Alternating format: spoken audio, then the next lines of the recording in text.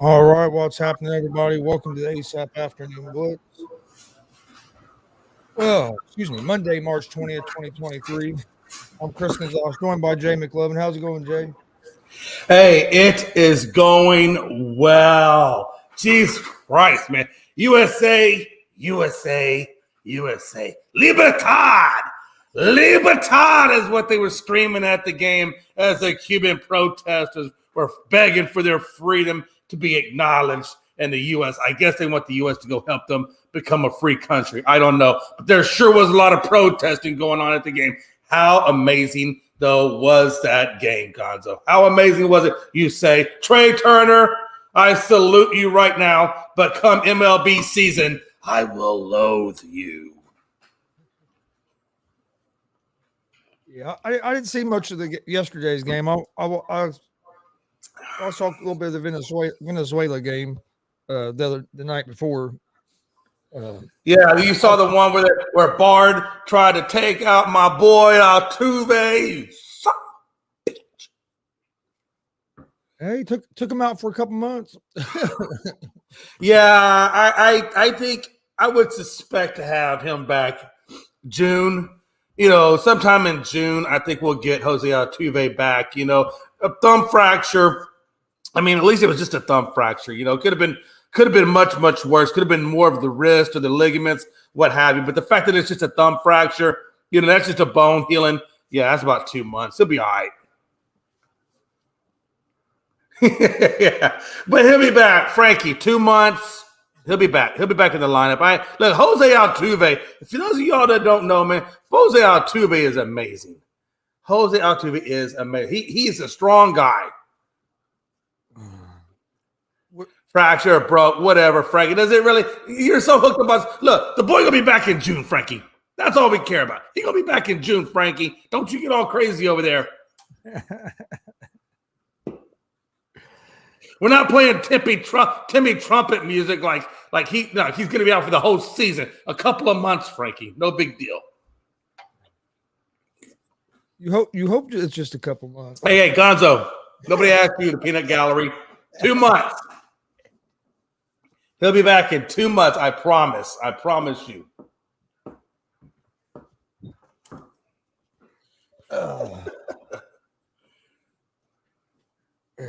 That's all right, Anthony Price. What you think? You think because we don't have Jose Altuve, we're not going to get wins? Come on. Anthony, come on. You might not. Never know. Hey, no, I do know. I have every confidence that the Astros will be okay in his absence. You know what? I don't. Number one, it ain't gonna be August. That's not gonna happen. It's that ball will be healed up a little bit better than that by August. But I do think it may take him till probably August, you know, to get really into Major League Baseball form because, you know, obviously he'll be off the game for a little bit. So if you want to say that, okay, I'll go with you on that. But to say that he won't be on the field until August, that's crazy. That's crazy talk.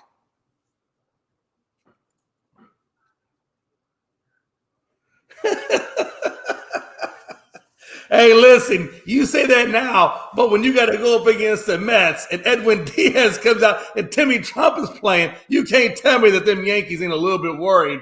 Gonzo, they would be worried if Edwin Diaz was coming out there. I'll be telling you something. I don't care what Frankie tells you. This is the same guy that tells you, I don't got a busted bracket. But now it's busted all over the place. And you know what? I took Frankie Cruz Jr. down. That's right, baby. I took him down. I was perfect in that bracket snippet, and he lost 2 games. How you like them Texas Longhorns now, baby? How you like the Texas Longhorns now? What a time to be alive. No, your bracket is not perfect. How can it be perfect with 2 losses? Can somebody please explain to Frankie how a busted bracket works, please? I don't think he understands that. God. Yeah, whatever. You know what, Frankie? I call bullshit.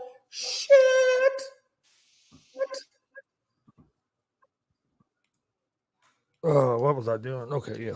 Bracket's still perfect. Whatever. Kind of surprised. It did surprise me that United States made it to the championship game. I didn't think their pitching would hold up good enough, but I guess when you're scoring 10 or 11 runs a game, the last couple games, your pitching don't have to be too great. Yeah, man. I tell you, they play tonight. So now it looks like I guess we're going to get so tonight. Japan plays Mexico. Gonzo at 7. Okay. So since they're playing Mexico at 7, and these are 2 very good teams. Obviously, the U.S. didn't fare so good against Mexico the last go around. We got manhandled pretty well, to be honest with you. Japan is still undefeated at this point. Who do you think is going to be the one to face the U.S.? I'm gonna say Mexico. Yeah, I think that Mexico team looks really good. But I tell you, man, so does – hey, look, that Japanese pitching staff, they're no joke, man. Honestly, Ohtani will be there and a few other guys. I look for Japan to take it. I think it's going to be a U.S.-Japan going at it. And I hate to say it. I think the U.S. is going to have their hands full. Look, we all know that Japan has the pitching staff, but we got the hitting staff.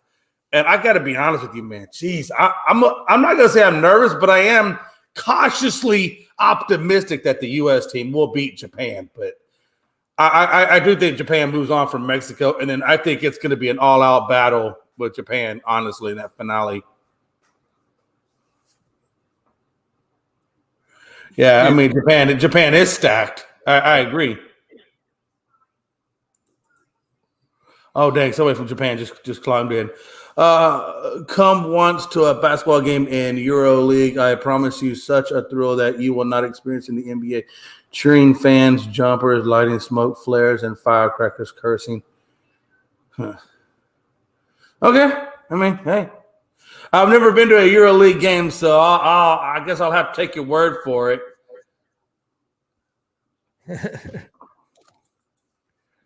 I'm nervous. If Japan wins, we have to face Ohtani. Yeah. I absolutely. There's no way in hell we're not facing Ohtani. Just go on ahead and put yourself out there and know that right off the rip. And yeah, I mean, I think he gets 65 pitches, Frankie. The man only gets 65 pitches to do whatever it is he can do. So we got to outlast Ohtani for 65 pitches. And I'll tell you, if the U.S. is smart, they'll take a Jose Altuve approach to it. If you ever watch Jose Altuve when he goes to bat, you'll throw him about 8 or 9 pitches. He might swing out of 2 out of the 8 or 9. I mean, but you'll get at least a good 10 pitch at bat with somebody like an Altuve. And there's other hitters that are out there like that. And I tell you what, I think you take him 10 pitches deep each player, or 8 to 10 pitches each player. You'll have Ohtani out of the game by the time the second or third inning rolls around, and then you're going to deal with their bullpen. Not that they don't got good pitchers in that bullpen, because we all know what they have in the bullpen. Yeah. I was seeing who's Japan starting tonight. Man, ain't nobody need to acknowledge Otani ain't no damn MVP of the whole damn league. Nobody gonna say he's not great, but to say he's overall MVP, get the fuck out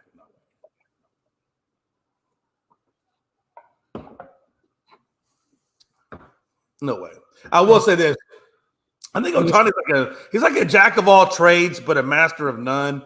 Like, you know what I'm saying? Like, he's just really good at both sides of it, but he's not a Cy Young. He's not a home run derby winner or a home run, leading home run winner or even leading in the RBIs. So, again, and I don't even like Aaron Judge. I'm not an Aaron Judge fan at all, but I'll give the man his props. And when you're leading 2 out of the 3 statistical categories as a hitter, and the one that you didn't get was batting average, and that's because you're trying to get to the 62 damn home runs. So Otani is not the best at hitting, and he's not the best at pitching either because there's several pitchers that have many lower ERAs. So how are you going to call him the MVP when he's just good at 2 categories, but he's not the best at either of those categories? That's just my opinion. Yeah, Japan is starting Roki Sasaki tonight, 20-year-old flamethrower. Making a I heard about that dude. They called him. There's a name, Gonzo. If you look at that article, there's a name for it that means Cy Young, like their version of the Cy Young. But I can't remember what the name of it. It's a Japanese. You know what I'm talking about? It says making a one-night only WBC appearance in Miami. So he hasn't pitched for him any other games in this. I guess not. So you can just bring in a player for one game. Why don't we bring in some pitching for the championship game then? Oh yeah.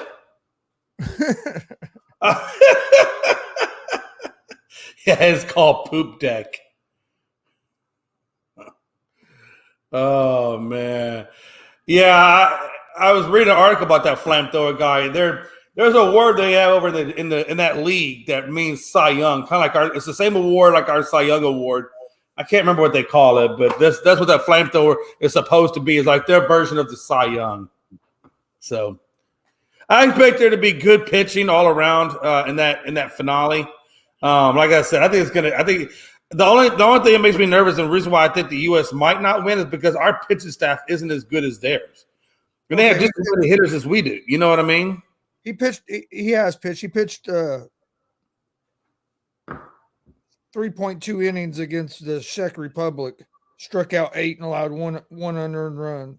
Yeah, I'm telling you, man, they got some good pitching on that damn team. But the Czech Republic only had one player on their team that was a former major leaguer. Oh, so they're primarily just local talent, not in the MLB talent. Who's their MLB? Is it that Jock Peterson guy or whatever? It was Eric Sogard. Oh, really? Yeah, that's not the name you would think would it? No, not at all. Not at all. Not at all. So he has pitched, but he didn't pitch like against one of the stronger teams. Well, he's going to have his work cut out for him when he meets Mexico, and then they'll definitely have their work cut out for him once he meets us. I mean, it's going to be good. I mean, I guess you could say his work might be cut out harder against Mexico because Mexico whooped our ass. Man, Mexico did whip our ass, honestly. I mean, but like I said, that's what makes me nervous is the fact that our pitching just isn't as good as theirs. You know what I'm saying? Like I think our pitching is going to be our downfall. That's what worries me too. And I don't know if our hitters against their flamethrowers are going to be able to keep us in the damn game if we can't stop them.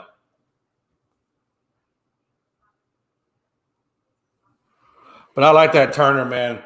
Those home runs that he had against Cuba was just stupid, man. Yeah, but that one he had the night before was even better. I mean, that guy's just playing good ball right now. Trey Turner is. He's definitely playing mid-season form baseball. Because Turner's the one that hit the grand slam, isn't he?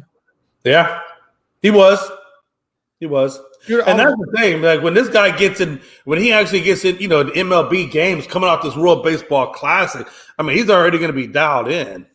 I was flipping back and forth Saturday night between there was all kinds of shit on, but I was watching the college wrestling nationals, of course, NCAA basketball, and also flipping back to the World Baseball Classic, United States and Venezuela.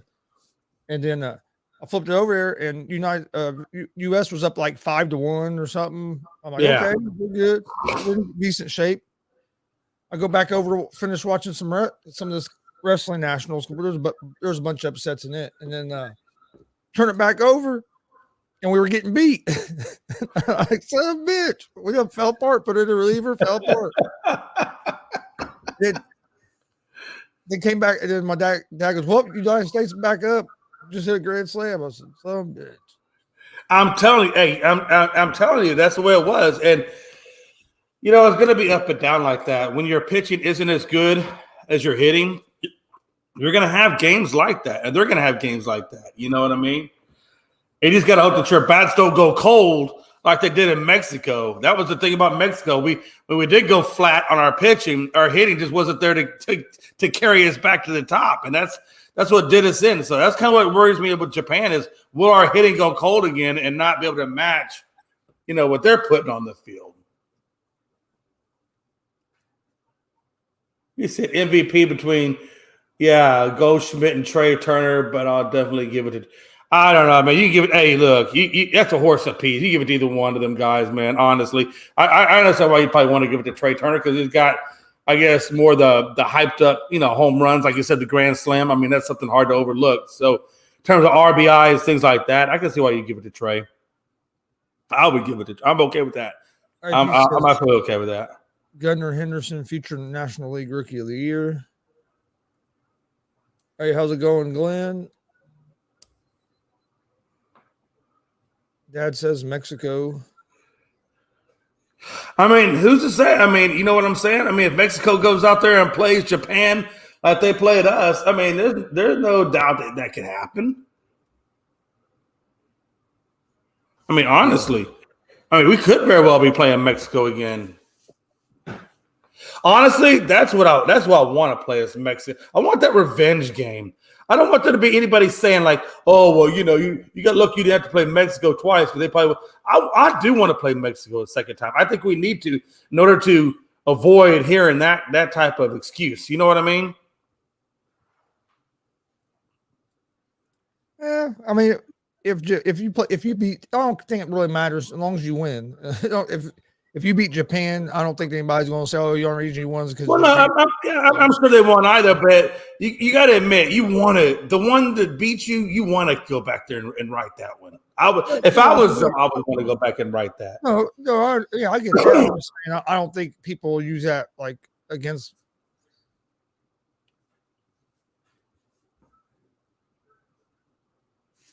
Where's Mike Trout though? The so-called beast has even got a hit in the WBC. Yeah, he's making fun. He's trolling Mike Trout right now, basically saying he ain't doing shit. And I don't have an issue with him.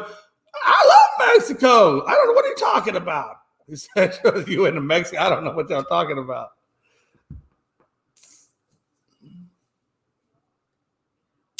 Frankie says he wants to face Japan. I want the best team who hasn't lost a game yet. I mean, well, if they lose to Mexico, that will be a loss.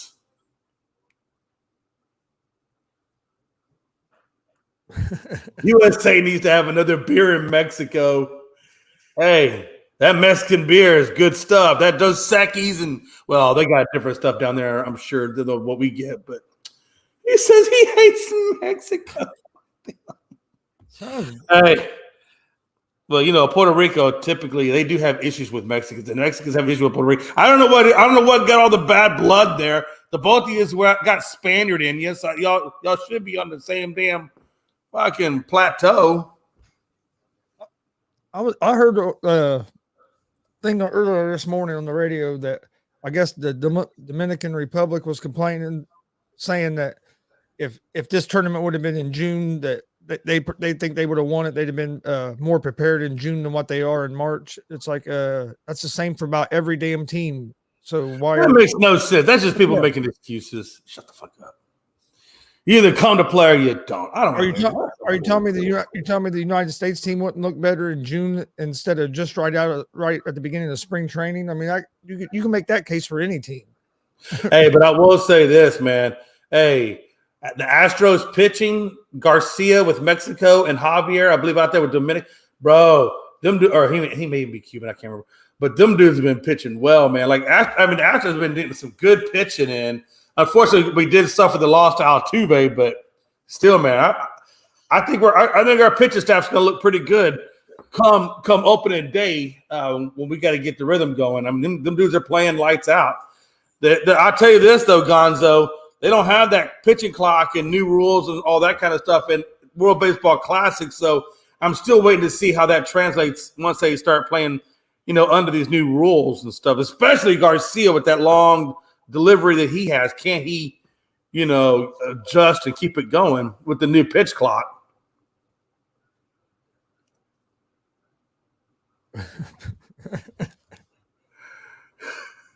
Yeah, I heard that this morning. When I was on my way back home on the radio, they were talking about that, how the Dominican Republic was, I guess, complaining about the tournament shouldn't be in March, that they wasn't prepared enough. They would be more prepared if it wouldn't have been in March. Well, you should have prepared more. You knew it was going to be in March. Yeah, that's just excuses. Yeah, how long have how long have they known when this was going to be? Because it's like every 4-year event, so it ain't like they just pulled up in February and said, "Hey, we're going to start the WBC in March. Be ready." He said Orioles opening day is against the New York Yankees. Oh wow! I hope Orioles go out there and just spank the crap out of Frankie's Yankees. I hope y'all just get spanked. I said, how are we talking World Baseball Classic? Jay come out with, well, the Astros pitcher. Like, shut up. We're not talking about Astros pitchers. No, we are talking about the Astros their pitchers, you asshole, because where are the Astros pitching at? World Baseball Classic. Shut your mouth, you freaking jabroni.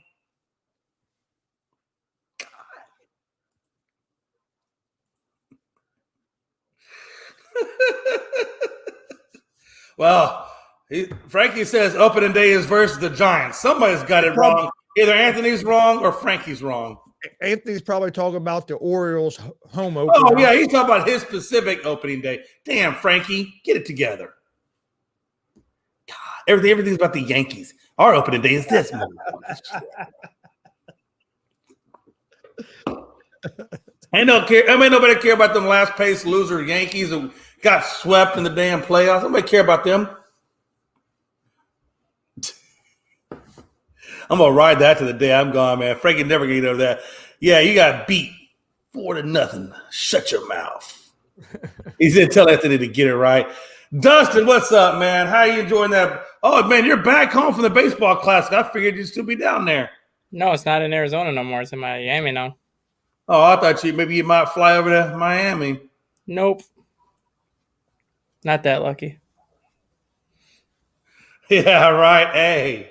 Hey, if they give you that air travel, you'd have been over there, though. Yeah, then I would have.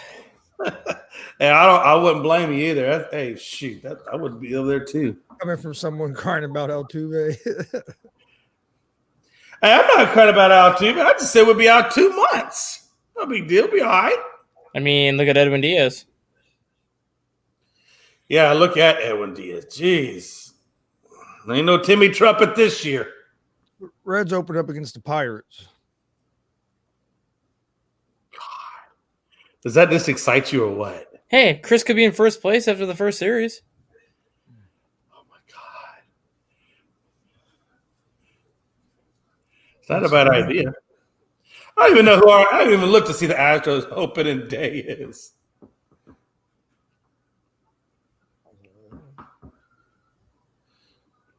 Whoa, shit. Well, I'm sure the Astros will probably have an end season or in division rival. We'll probably play. My dad said or last. That's true.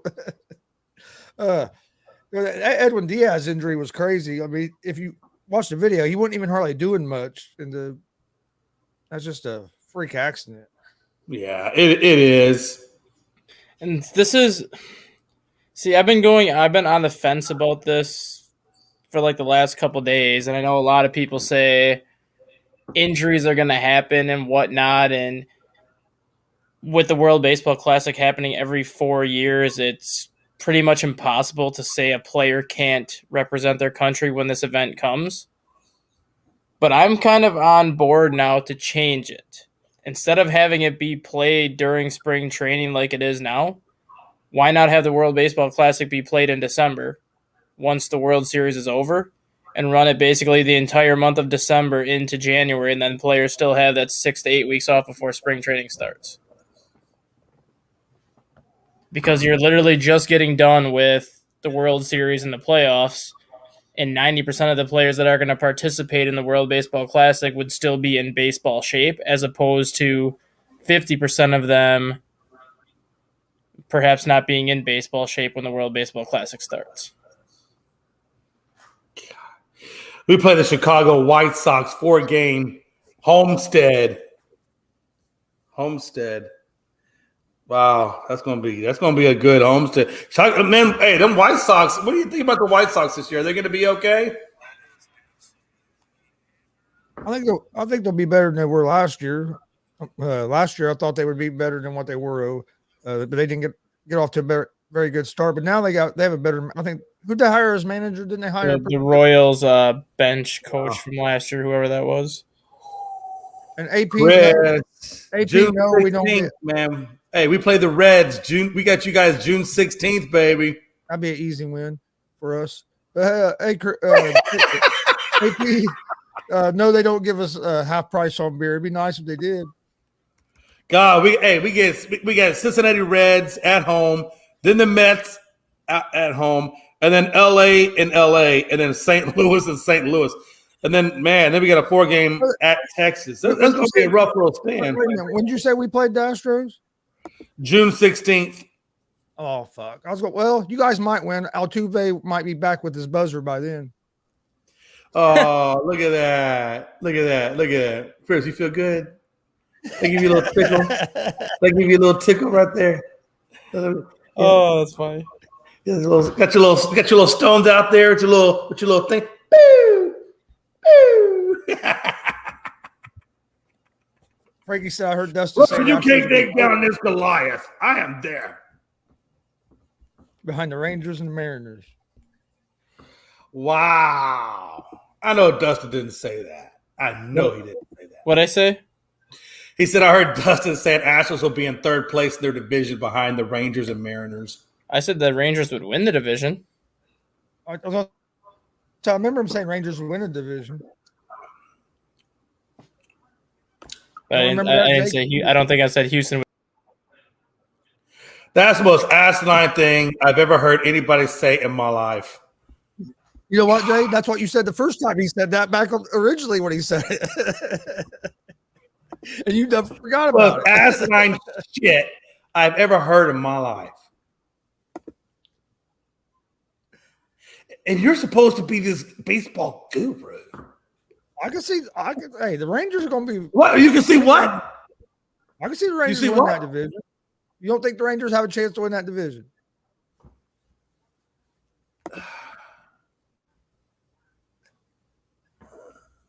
Texas was a top 5 team in runs scored last year, but they were bottom 3 in ERA. If their pitching can match up to their hitting, they have a chance to win that division. Yeah, who got the fucking ring? Shut your phony mouth. That's what you say. This is a new season. God. Well, the Astros for the Rangers. Yeah, but who got the ring? It's a new season, though. Not last year. This is this year. Every year. We got to prove ourselves every year. And I don't understand why people just can't understand how good we are. Every year, we got to prove ourselves. So every team has to prove herself every year. Are you saying that? No. We should just give the Astros the division at the beginning of the year? No. I'm saying Gonzo, it's true. Every year, Astros got to prove their respect. We always get disrespect. Oh, well, the Rangers are this and the Seattle is that. And then, well, come on. What the fuck are the Astros? The Astros? How you get disrespected? Because y'all always want to. Everybody always says, "Well, the Astros going to be in third place. The Astros going to be this." Nobody ever says, nobody. They don't ever get the Astros ever get their just desserts. But that's okay, because when we come out at the end of this and we're in first place, I'm going to come back to Dustin. I'm going to say you were wrong. Dustin's going to come with a litany of excuses as to why he thought he could have been right. That's how. Look, I understand. That's how this network works. The Astros get no love. We get no respect. We got to go through every single year and prove that we are the best team in baseball in order for people to believe that.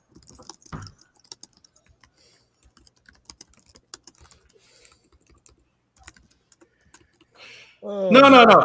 That's the Yankees that don't always win the division. Okay? That's okay, man. Frankie just throwing that Yankees hate that way. That's okay. That's okay.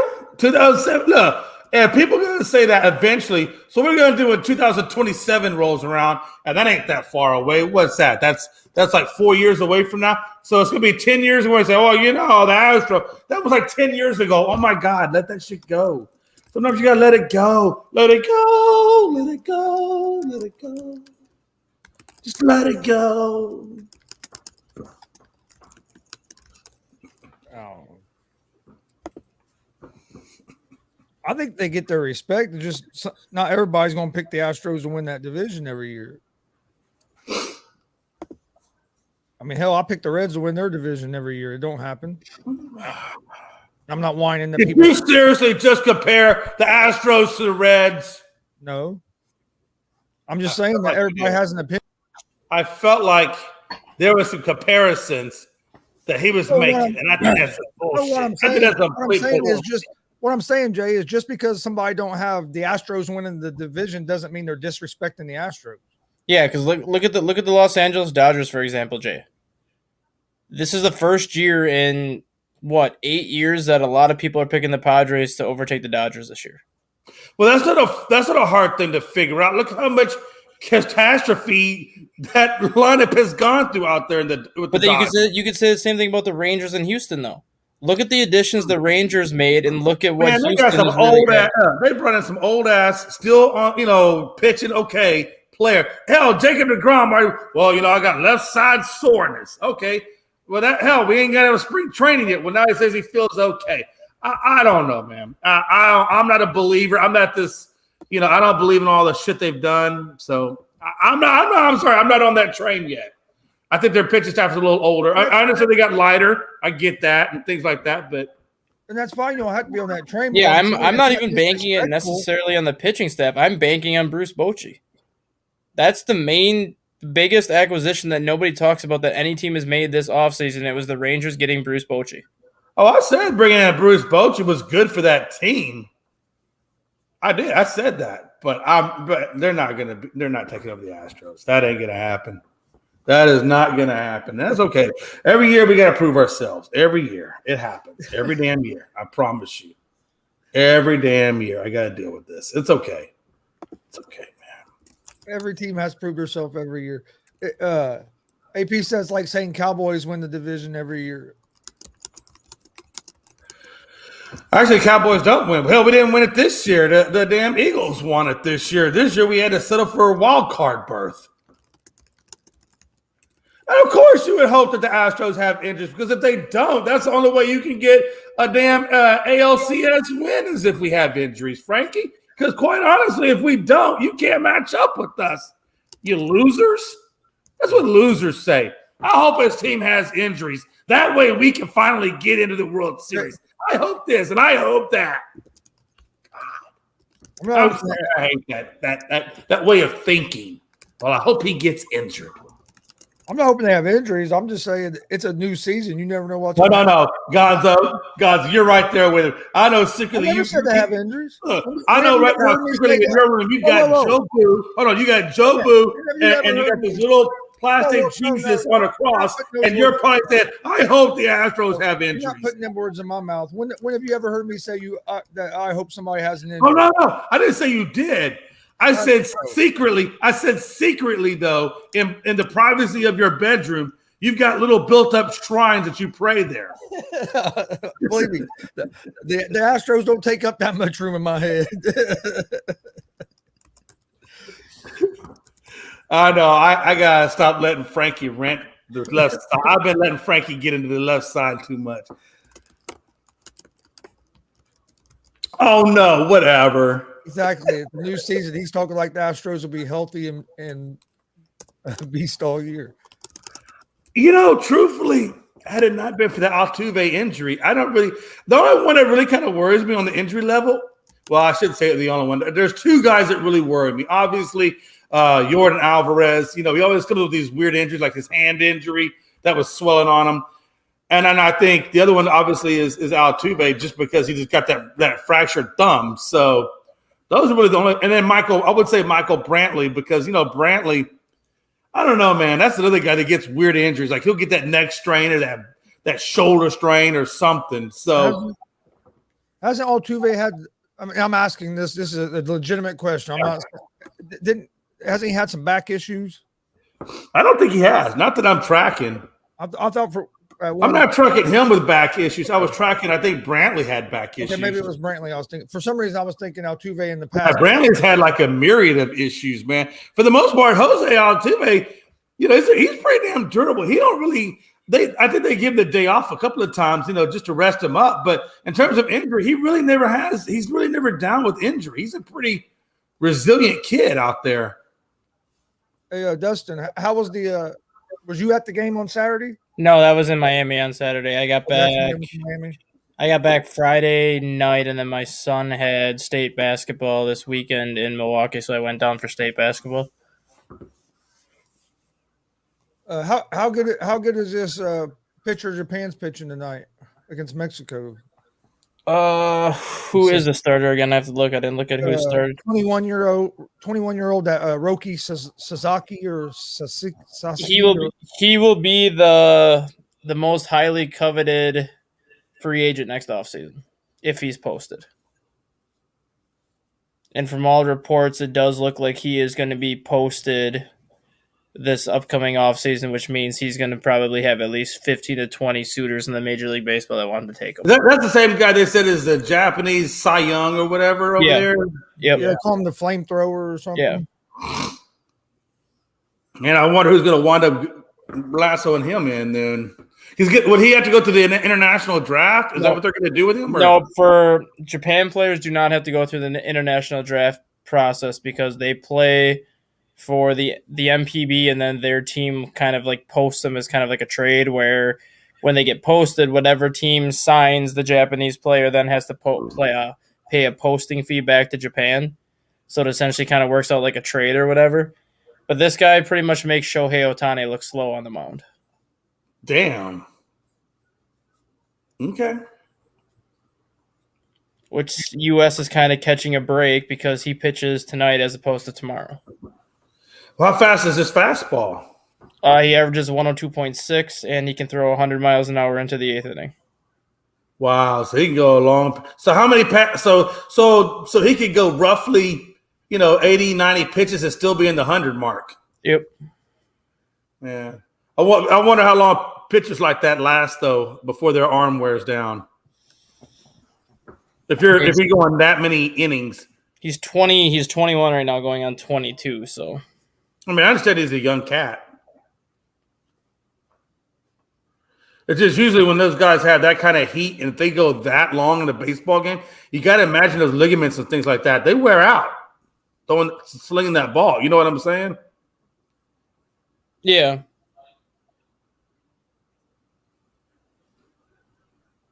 You think Mexico can beat Japan?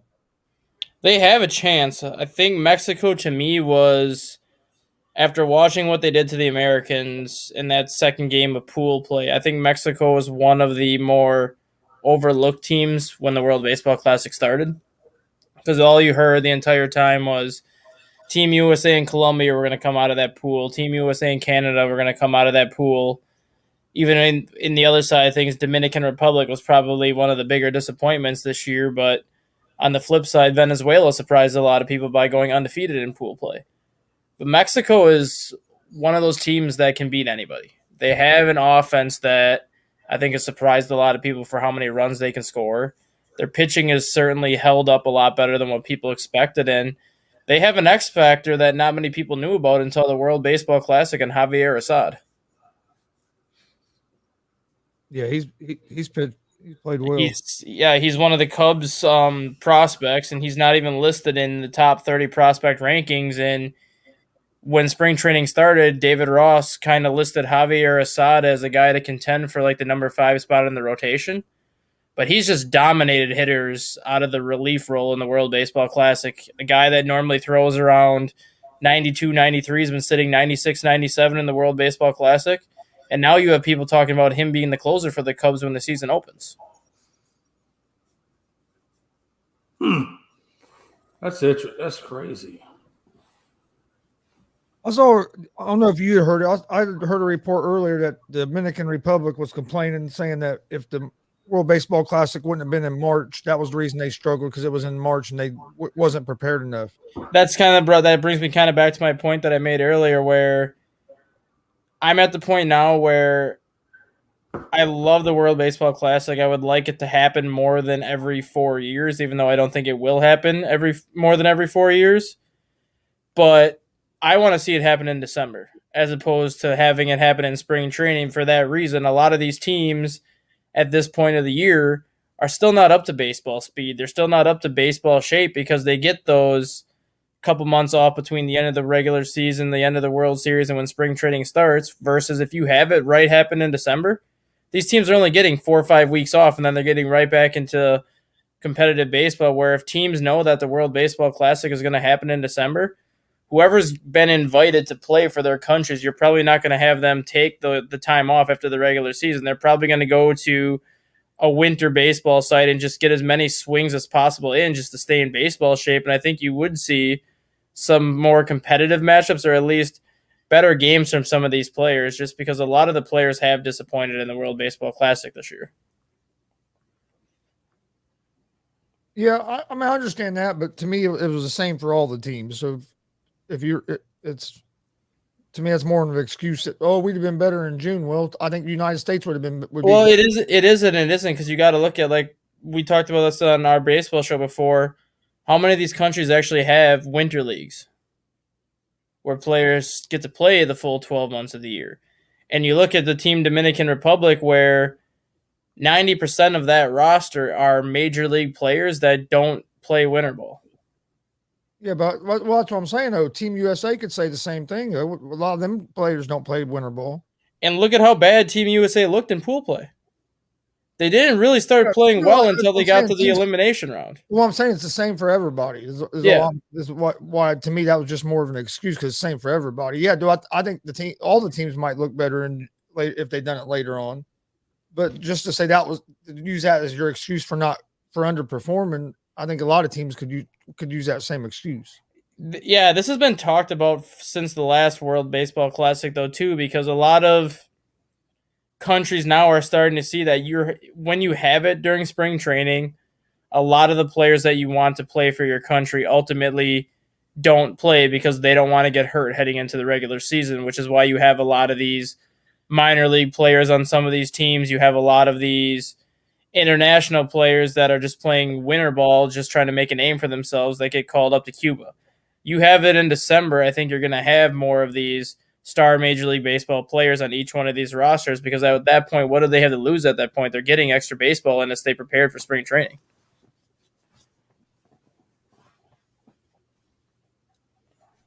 Yeah. What you think, if they'd done it in like December, do you think it would hurt the World Baseball Classic going up with against the NFL?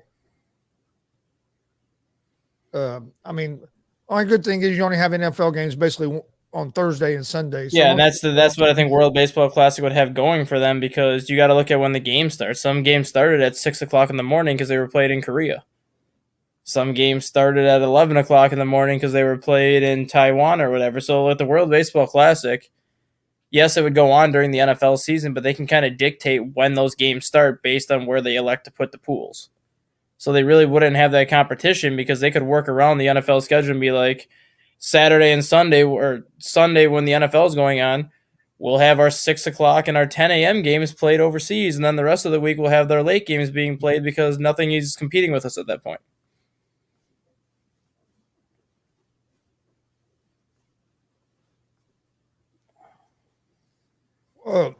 Yeah. What do you think, Jay? You're muted. You're muted. Oh, I'm sorry. That's my stupid. Now, what was the question? Jesus.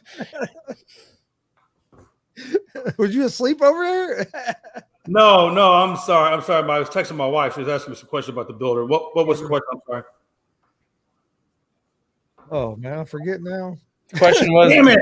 The question was, do you think the World Baseball Classic should be played now in March or played in December? And if it is played in December, do you think it would be hurt because of the NFL? No, leave that bitch in March. I like the way it is right now because I think you get it. I like the way it is right now because it coincides with spring training. So I don't like them guys pitching 2 times in 2 different whatever. No, pitch it now the way it's done and congruent with spring training, so everybody's getting trained up at the same time, and then let it go. I think if you wait to December, you're competing with too many other things, and it's right there after October baseball. No, I'm good. I like it right there in March as it's lined up with spring training. I think that's the best time to do it. Why am I pitching twice? Pitching twice. Well, pitching twice in terms of longer, you know what I'm saying? Because you got to pitch right after the World Series. Well, if you make it that far, Gonzo, you probably don't know that because y'all usually get kicked out much sooner, and you got more rest time. Same thing with the Cubs, so y'all might not have to worry about that. But for teams like the Astros who go deep in the playoffs, why do I want to do deep in the playoffs? Finish the playoffs, then come back and pitch a little bit more in December, and then get ready for. That's just too much wear and tear on the body. But then you would have after December you'd have the rest of the off season to rest. Yeah. And then if a player gets hurt, say if a player I'm gonna use Jose Altuve for example right now, Jay. He's gonna miss 2 months right now. Yeah. If he breaks his hand in December, he doesn't miss any time. He gets the spring training on time, and he starts spring training on time without missing any extended time. Edwin Diaz, that's a different story. He tears his ACL now or he tears his ACL in December. He's out for the year regardless. But for a Jose Altuve injury, you're not missing any regular season time. You might miss a couple weeks in spring, but that's still spring. You would still have 4 weeks of spring to kind of get yourself ready. Versus now, he's missing 8 to 10 weeks of that regular season. Look, here's the deal. You can make that argument, and I can make that same argument about pitchers overextending their pitching use of their arm, and then wind up tearing a ligament in their arm. I mean, if an injury is going to happen, it's going to happen. I don't know if you can really prevent that, but for me, I would much rather have it coincide with spring training to where everybody's getting geared up at the same time, and then you roll right into the season. I mean, but there's valid arguments. I think there's pros and cons, right? The pros and cons, what you're making in terms of Altuve breaking it. That's a valid pro. I mean, there's ways you can look at it. There's pros and cons, I think, to each argument. The thing with the pitching, though, why do you think they have the pitch limit right now? Because that's to preserve them for their regular upcoming season. That's part of it. But the other reason is they know the pitchers aren't up to speed yet to throw 100 pitches in a game. Versus if you have the World Baseball Classic in December, the pitchers aren't going to have those restrictions because they're coming off of throwing 100 pitches a game. You're not going to have to restrict the pitching. You're going to be able to let them go, and they'll tell you when they want to come out as opposed to, oh, I got a guy having a no-hitter through 4 innings, but I got to pull him because he has 64 pitches. Because there's rules in place for the World Baseball Classic right now where a pitcher can't throw more than 65 pitches in the first round. They can't throw more than 80 pitches in the semifinals or the quarterfinals, and then they can't throw more than 90 pitches in the finals.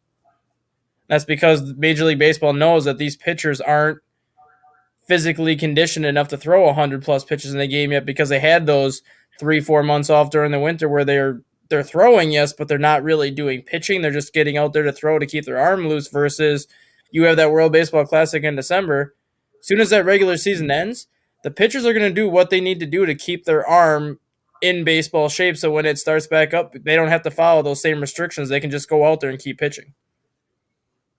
Well, what if you're a team like the Reds who you stop pitching and when the major league season ends, and then you got to crank it back up in December? Isn't that still kind of the same issue? Not really, because they wouldn't shut themselves down for 4 months. They would still do like throwing exercises for like the next 6 weeks just to keep their arm like in baseball shape. Versus now, when the regular season ends in September, most pitchers don't even do anything for the first 8 to 10 weeks after the season's over. They literally pretty much shut themselves down, isolate themselves from baseball activities to spend as much time with their family as possible, and they're really not starting any throwing regimes until about January. So they literally take 2 months off before they even start throwing again, versus you do it in December. They're still going to be throwing. They just won't be throwing as hard as they typically throw. They'll just be doing enough to keep themselves conditioned enough, keep themselves in baseball shape, so when they know the training portion starts up for the World Baseball Classic, that they can just get after it and start throwing again. So how would December mess with winter leagues? Winter leagues start first week in January and typically run through middle of February. So you would literally just play the World Baseball Classic in December. Once the World Baseball Classic ends, you'd have a 2-week break until winter leagues start. I don't know. Me personally, I think that's too much pitching over too long a period of time. I think they need to have that break to let their bodies acclimate and rest and do all those things. I'm just not a big fan of it, but I mean, I guess for me, I'm okay with the way it is right now. I just think that's too much pitching. Especially if you make it deep in the playoffs, that's like boom, boom, boom, boom. I don't know. Yeah, Jay, the pitcher that Chris was talking about is that Roki Sasaki. Yeah. In April of 2010, he pitched a perfect game, which was the first perfect game since 1994.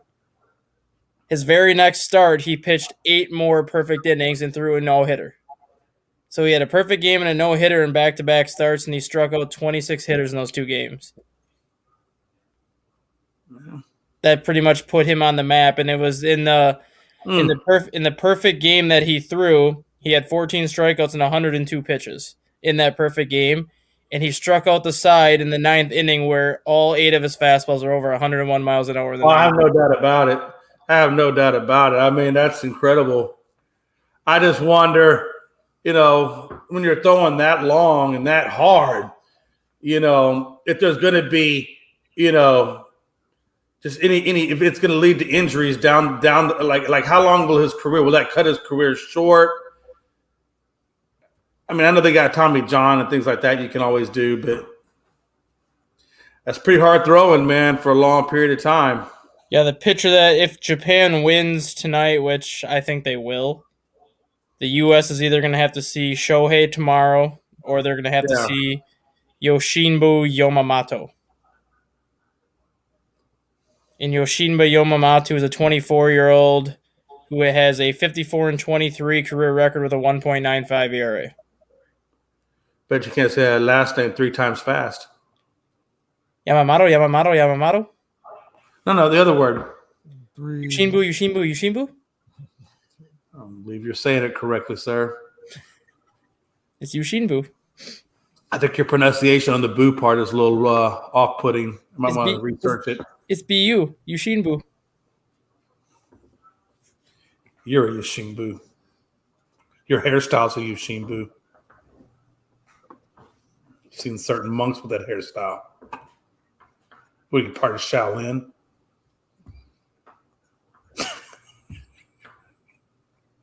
Jay, what'd you think of the? What's that, Gonzo? What'd you think of the Cowboys making the trade for Cooks? Man, I like it. No, you don't, because that takes you out of the OBJ running. I'm okay with that. I'm perfectly okay with that. Again, hey, nothing against OBJ, but number one, if you're asking for $20 million, nah, kick rocks. We're good. OBJ came out and said he'd like to know where that report of 20 million came from because he never said. Yeah, that's what I'm saying. I mean, if that's what he's expecting, we're not going to do it. I think OBJ is a. He said $8 million. Yeah. All he said that was 4.5 wasn't enough. He never, according to OBJ, he's saying that he never said that he wanted 20 million. No, I think OBJ is worth around the 6 to 8 million, just because of injuries. To be honest with you, I think 6 to 8 million is perfectly good for OBJ. That's what I would be willing to spend. But I like Brandon Cooks. He's 29. He's a little shorter. He's only a 5'10", but he does have some speed, and I think he will help out a lot on CeeDee Lamb and Gallup in terms of opening up the field for them. I just wish they would get Dalton Schultz back under contract. I'm not going to feel good until I get a tight end for Dak to throw the ball to when the play breaks down. So I still think they need to get Schultz under contract, but I'm okay with the Brandon Cooks. What did he cost us? A 5th-round pick this year, and I think a 6th-round pick next year. All right, I'll give up that for Brandon Cooks. Yeah, no problem. And out of the 18 million, Cowboys only going to pay 12. The Texans pay the other 6. Yeah, I'm good. Let's go. And the other thing with Cooks is, can he stay on the field? That's like saying, can OBJ stay on the field?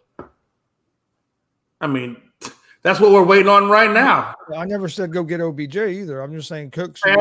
Hey, calm down over there. I never said you did.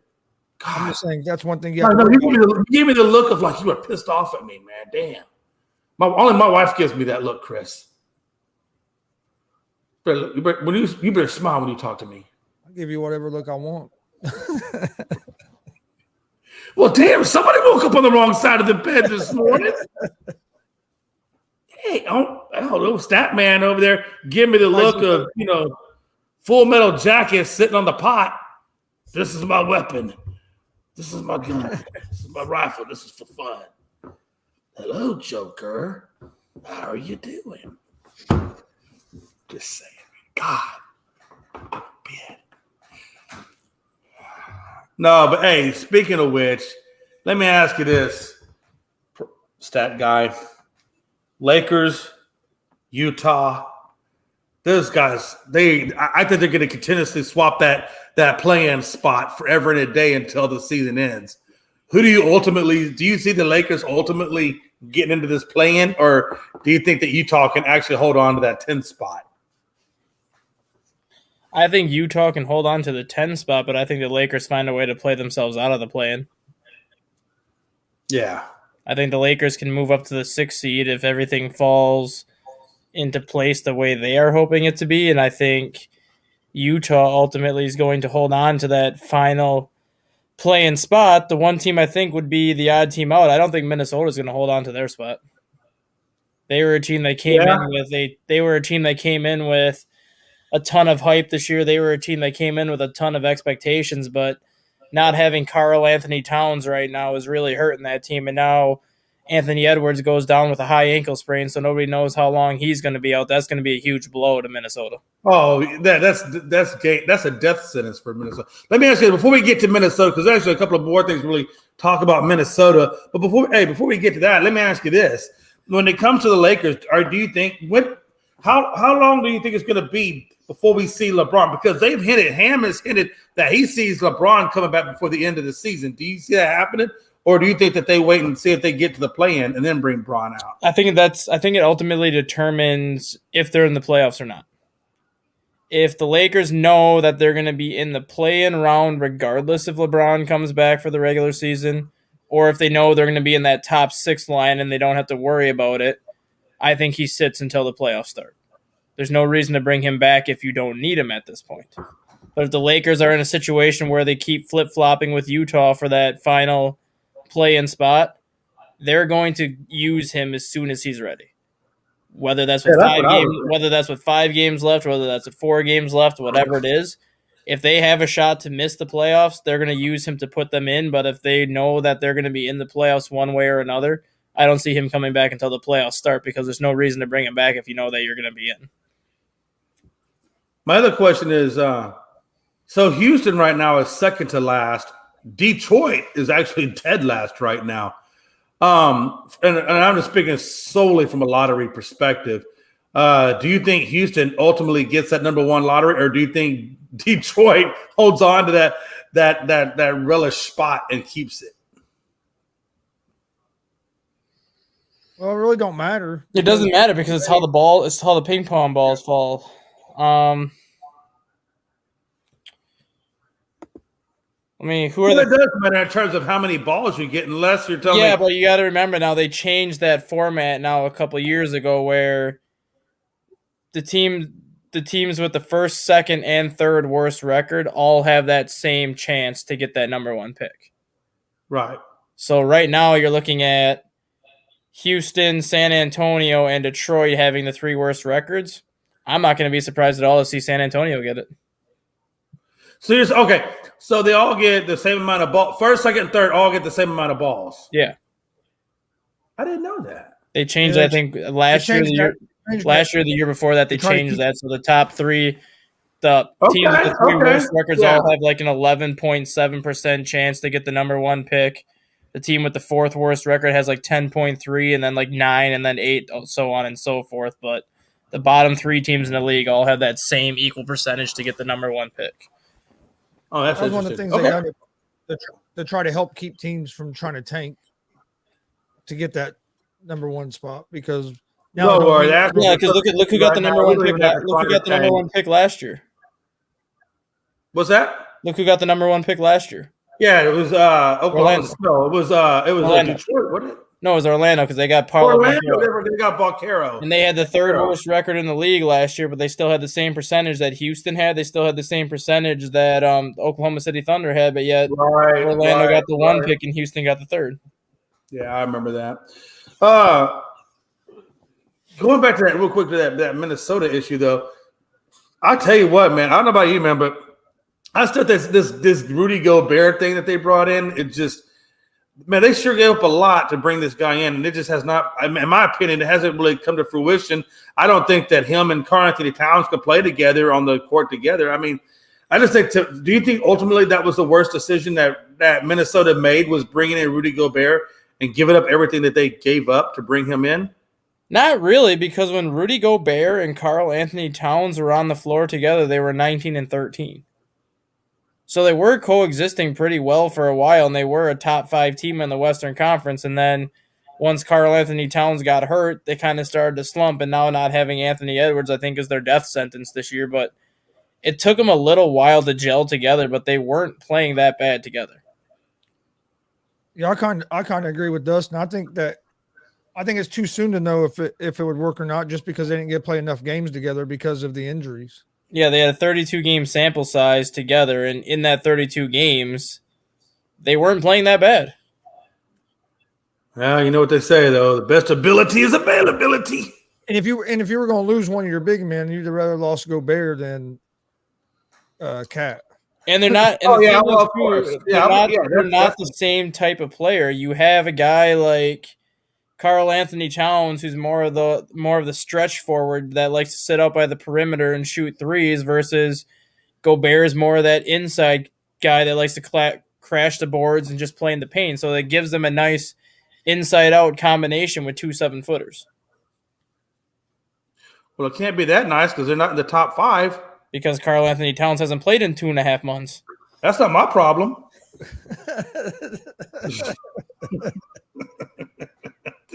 I'm just saying it can't be that nice. Look, you can have all the. My point is this: you can have all the best damn players in the world. I think LA is a prime example of that. You got 2 of the best players, but yet neither one of them really hardly ever play, which is why they're in the position in which they're in. And I see the same thing with Minnesota. I mean, like I said, availability versus ability. I mean, you got to be able to be on the court, or otherwise it really doesn't matter. No, I understand that, but I'm just saying I think it was too early to say if that was a bad trade because they haven't been on the court together enough.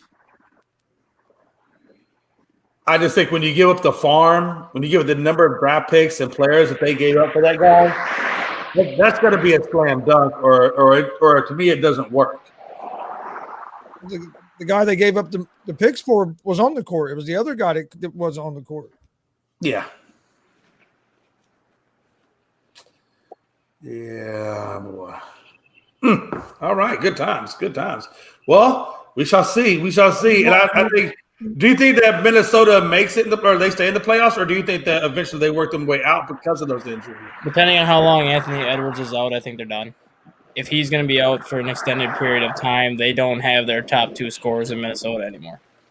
that's just going to be too much for them to make up, especially when they're only a half a game ahead of the bottom two teams in the play-in spot right now as it is. Right. What's up, Frankie Frank? What's up, guys? How you guys doing? We are doing well. Stat guy has finally made it back home. He's in his comfortable white chair, chilling. That sucks. If it was me, I'll stay in Miami, tell my family to go home. Hey, I wouldn't mind going to Miami. They got some good weather down there this time of year. Some good sightseeing.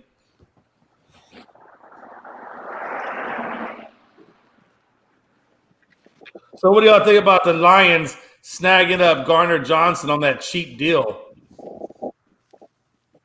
That was amazing. How's that going to play out with them now? Now they got what? So they got Sutton, Cam Sutton, and then they got Okuda, and then you got your safety is Garner Johnson. That backfield is looking pretty nice. All the Lions need to do now is draft someone for the defensive lineman to back up Aiden Hutchinson. Man, if they get the battery mate for Aiden Hutchinson along that line, oh hell, man.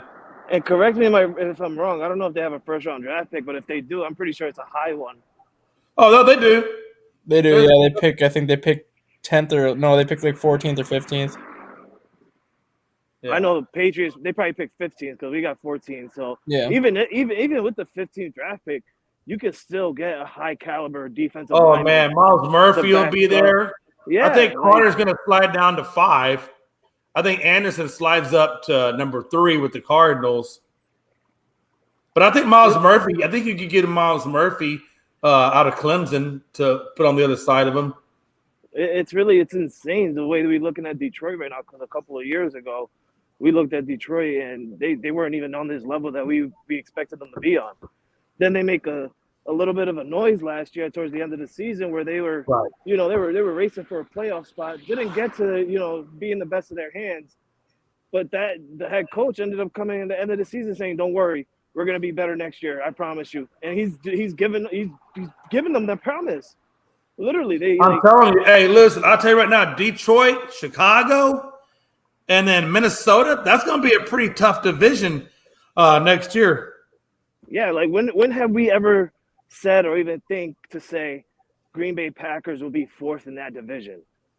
That's incredibly crazy to me to know that. Exactly. Just to sit here and think that hasn't happened in decades, like 2 decades. And the sad and scary part about that is, even if Aaron Rodgers ends up staying in Green Bay, you look at the Green Bay Packers roster, it is the worst roster in that division right now. It really is worse, especially with. I mean, you could technically say they have a slightly better roster than what the Bears have right now, but we don't know what the Bears are going to do in the draft. We don't know what the Bears' plans are going to be yet for the rest of free agency. But once all that is done, the Packers are probably going to have the worst roster in that division heading into next season. Even let's be honest. I mean, I'm sure Jordan Love will be okay, but he's still an unproven quarterback. You really don't know anything. But he doesn't have nobody, Jay. What he's going to do. He doesn't have no one. Christian Watson is not that guy for him. Oh, of course he not. Really isn't. And he has no tight end. He has no. It's not even the whole Christian Watson. It's not even the whole Christian Watson thing. Losing Alan Lazard is going to be a bigger loss than what people think because he was the most trusted receiver out of everybody in that wide receiver room last year. Losing Randall Cobb is going to be bigger than what people realize because he was the veteran presence on that offense outside of Aaron Rodgers that can kind of help keep everybody together. So if they do go with Jordan Love next year, not only do you not have your most trusted wide receiver option in Alan Lazard, you don't have your veteran presence in Randall Cobb, you don't have your best red zone target in Robert Tonyan. Outside of Christian Watkins, what do you have? Did it surprise you guys that the Lions didn't keep Jamal Williams? No, that David Montgomery.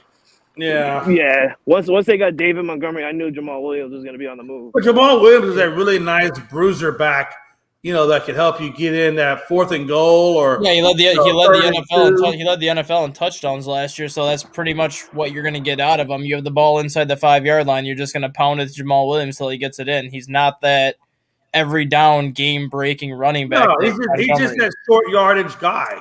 Yeah. And I think, correct me if I'm wrong, did Zeke wind up signing with Buffalo? No. He's still a free agent. They're just saying Is he still a free agent? Okay. Yeah, he's a free agent. They're just saying that Buffalo will be a smarter destination for him to go to. Well, I know Singletary is not listed on the Bills' depth chart anymore, so I guess that means he's pretty much officially gone now then from Buffalo? Yeah, they didn't re-sign him, and Buffalo also released what's his name, Isaiah McKenzie, but they just also signed another wide receiver earlier this morning. I don't think he's going to be a Isaiah McKenzie type player, but right. Buffalo, they're not looking good defensively, and they're losing weapons offensively. And it's really, I mean, I understand they got Josh Allen, they got Stephon Diggs. But bro, I would love it for Stephon to just say screw Buffalo and have him come down and play with his brother in Dallas. That's what I was really hoping for that. I knew it was coming back. I'm not going to turn down Brandon Cooks. Hey, look, I'm not going to turn down Brandon Cooks. I mean, that was a good pickup. But I would have loved to have Stephon come down there and play with his brother. I thought that would have been a great chemistry booster. You know what I mean? Jay, I'm pretty sure every single one of us here, except for Dustin, because he's already dealt with the Stephon Diggs drama, every one of us here will want Stephon Diggs on our team at this very moment. Oh, man. Well, he's just so good and so fast and just – But that's the thing. You put him opposite of CeeDee Lamb? Oh, my God. Or I should say – because you know what? I would have Stephon Diggs at the 1, Gallup at the 2, and then I'm going to have CeeDee Lamb as my slot guy. And I'm going to say, let's roll, baby. If you get Stephon Diggs, you put him in the slot. Oh, is Stephon? Is that his natural? I thought he was a. That's what he was when he came into the NFL. He kind of made himself the number one receiver on the outside, but he's still only 6'1", 186 pounds. So he's still built like a slot receiver. It's just that all the teams that he's been on. You're saying you would have CeeDee at the 1, Gallup at the 2, and then have Diggs at the slot. Yeah. Okay. I mean that's cool. I'm just asking. And now, even if Dallas gets him now, I would do CeeDee as the 1, Cooks as the 2 on the outside, and if they were to get Diggs, I'd still put Diggs in the slot. So what do you think? So now that they actually do have Cooks, so how would you do it now though?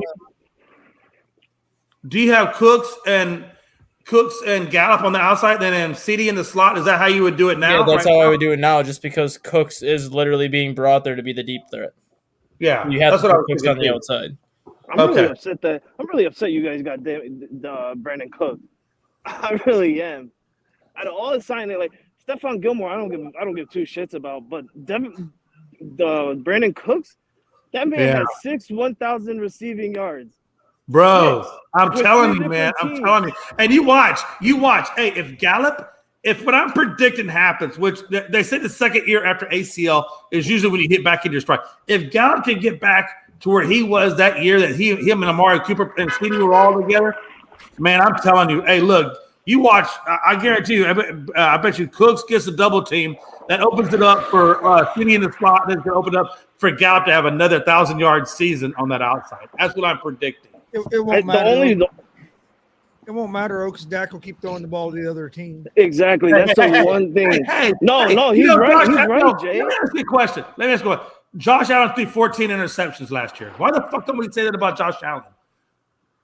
Nobody ever brings that shit up about Josh Allen, but one guy's got one more interception, and we're roasting him like there's no fucking tomorrow. Here's why, Jay. How many less games did Dak play than Josh Allen last year? Hey. Nobody asked you that question. But it's still. The question is though, Chris. I don't answer your question. But you can answer mine first. Why don't we pursue him for having 14 picks? I always do. I always do on him, but what I'm saying is Dak done it in less games. Who's Dak throwing the ball to? Outside of CeeDee, what do you got? Well, so now we're making no. What I'm saying, no. Think about it now. Who do you really have? Answer it, Chris.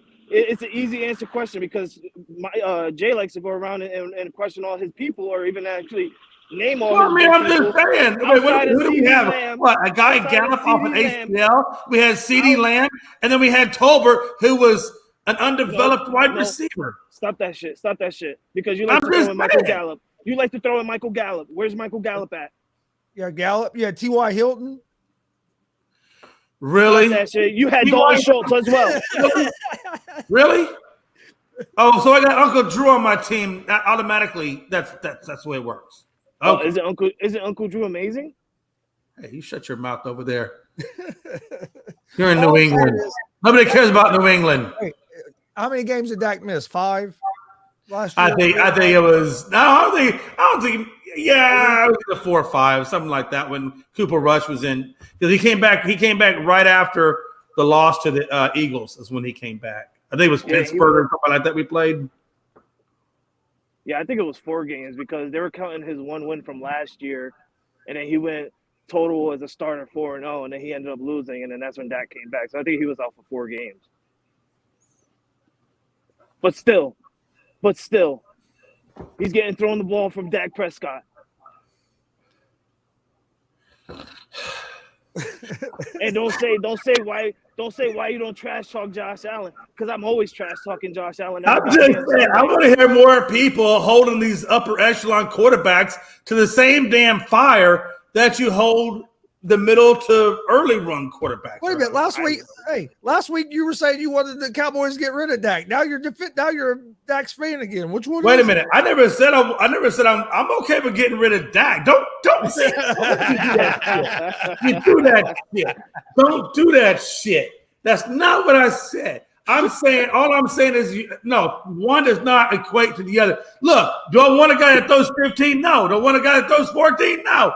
I'm just saying, why don't we give equal amounts of shit? That's all I'm saying on that front. As to who I want as my quarterback, no, I don't. I don't want that. I'd much rather have.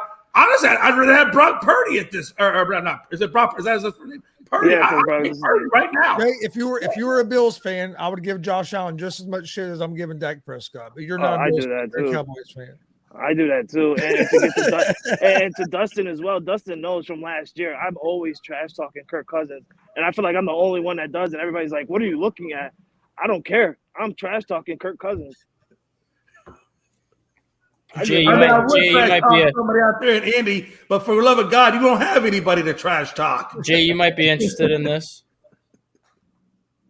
I'm listening. All ears, baby. Dallas is bringing in Melvin Gordon for a workout today. Oh, that's stupid. Really? Oh my God, no! Don't get too hyped. Don't get excited for that. No, trust me. I am nowhere near elated. Or no, I'd rather you just give me Singletary before you give me Gordon. God, I'd rather go after Kareem Hunt. Isn't he still? And again, I don't understand why Dallas hasn't made a play on Kareem Hunt. I'd be totally fine with Kareem Hunt coming in and being the change of pace back for Pollard. I'd be ecstatic, honestly, because I like Kareem Hunt. Honestly, I really do.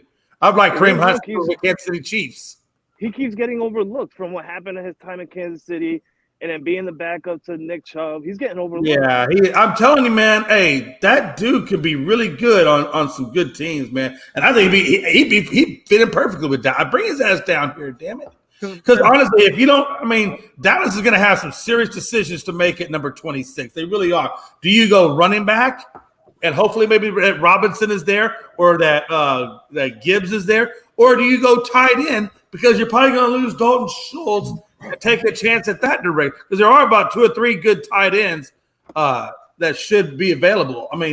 Which direction are you going to go? You go tight end in the second round. You don't go at first round. Some of those tight ends, though, may not be available in the second round, according to a lot of mock drafts. And even if that's the case, you can still find a good, but somebody as good as Dalton Schultz, but you still will be able to find some good free agent tight ends kind of in that second wave of free agency yet. I think Hooper's out there, and who else is out there? There's a couple of. I think Irv Smith is out there. Oh yeah, Austin Hooper's out there. Schultz, obviously. Cameron Brate's out there. Kyle Rudolph is out there. That's a great red zone threat. Yeah, I would not mind the Kyle Rudolph because I have seen that dude. OJ Howard's out there. Yeah. So there is we're talking about guys though that. Yeah, I don't know, man. God, just pay Dalton the money. Fuck. But then again, nobody else is paying Dalton money right now. Nobody else is bringing Dalton in for. So do you think that there may be a slowed market on Dalton Schultz?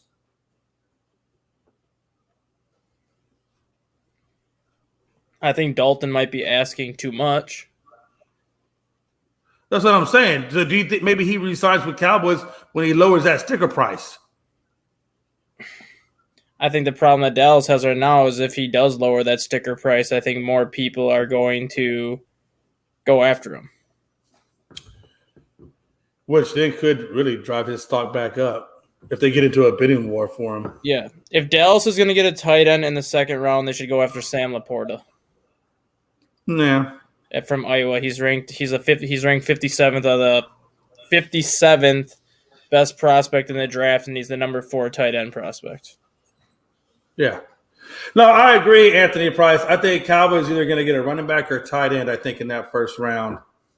Jerry likes that splash shit, man. What's that one tight end, Candace, or what's that dude's last name? Well, they need a running back as well because Pollard's not going to be ready at the beginning of the season, is he? That's what I was saying. I was thinking running back might be the more needed position, honestly, because of Pollard, like you said. And I would, hey, listen, I like Robinson. I think the guy's elusive. He can make cuts. I mean, the problem that I have with taking a running back in the first round, though, is there are no running backs that are even graded as a first-round grade right now. So if you're drafting a running back in that first round, you are reaching, and you are reaching hard. Yeah. Well, I do reach pretty hard there, stat guy. I've been known. The only one that's a close first-round pick is that Bijan Robinson. Yeah, I think Gibbs is more of a second round guy, I think. If you go and get Bijan Robinson, then you're pretty much saying that you're not going to commit to Pollard after this year because Bijan Robinson's going to be an every down back. Yeah, of course. Yeah, of course. I just don't know how Pollard's going to come back off this injury. I mean, I think he could come back great, or he could come back still injury prone. They have the Cowboys taking a running back in the 4th round. Who the hell they got him taking? Tajay Spears out of Tulane. I'd have to go back. I had to go look. I don't know anything about Tajay Spears out of Tulane. Oh, hold on. I'll get him something for you. I figured they might take one maybe in the 2nd or 3rd round, but yeah, I agree. Kind of agree. I don't know if they'll take one in the 1st round just because there's running backs are devalued now in the league. The Tajay Spears out of Tulane ran for 1,581 yards this past year, 19 touchdowns. Oh Lord. Yeah. Well, but you know what they'll always say. He's great. He ran for 1,500 yards, but what was his competition? I mean, they always make that same. Ran for 8 yards a carry. Damn, 8 yards a carry, no matter what division, is pretty respectable. It's pretty respectable. What was he like? 5'6", 215? 5'10", 200. 5'10", 200. Yeah. I like the smaller backs, like the Maurice Jones-Drew type. I just think that, man, they can finagle them ways in and out, man. I hated Maurice Jones-Drew. Washington. The tight end you're thinking of, Anthony Price, that's Washington. That's Darnell Washington. The one that's not draft eligible yet. He used to kill the Colts. I hated MJD. He killed the Colts. But I'm just saying, that style of back is crazy, man. Yeah, he was tough. But yeah, he used to kill the Colts. Oh, yeah, he was like Mighty Mouse. The other one that everybody hates was Darren Sproles. Yep. Yeah, I never liked Sproles. He was out of that same kind of mode or mold. Well, I think being short running back too, it helps you. Yeah, you kind of get lost behind the offensive line. Fuck yeah. You get in there in the trenches, you're smaller, harder to see, and you. And plus, let's be honest, if you're 5'6", 5'7", 5'8", whatever, even 5'10", you got a 6'2", 6'3", 6'4" pound, like you said, offensive lineman. I mean, they get a tackle down. I mean, you can get if your motor's quick enough, and you got a good first step, you can break a lot of those types of tackles. If you're the Cowboys though, and you want to focus on running back, you wait until next year's NFL draft to wait on the running backs. You have Blake Corum in next year's draft. You have Kendall Milton. You have Kendall Milton from Georgia in next year's draft. You have Jace McClellan from Alabama, Donovan Edwards from Michigan, Travion Henderson from Ohio State, Braylon Allen from Wisconsin in next year's class. Yeah, I was getting ready Next to say, year's running back class is going to be absolutely loaded. I was getting ready to mention Edwards as well because Michigan was loaded at running back with Edwards and Corum. Raheem Sanders from Arkansas will be probably the top-rated running back in that class next year. Nobody even talks about him at all. Oh my God, Jay, get back on the screen. Nobody wants to see that freaking logo. Are you guys surprised nobody has made an offer to Lamar Jackson?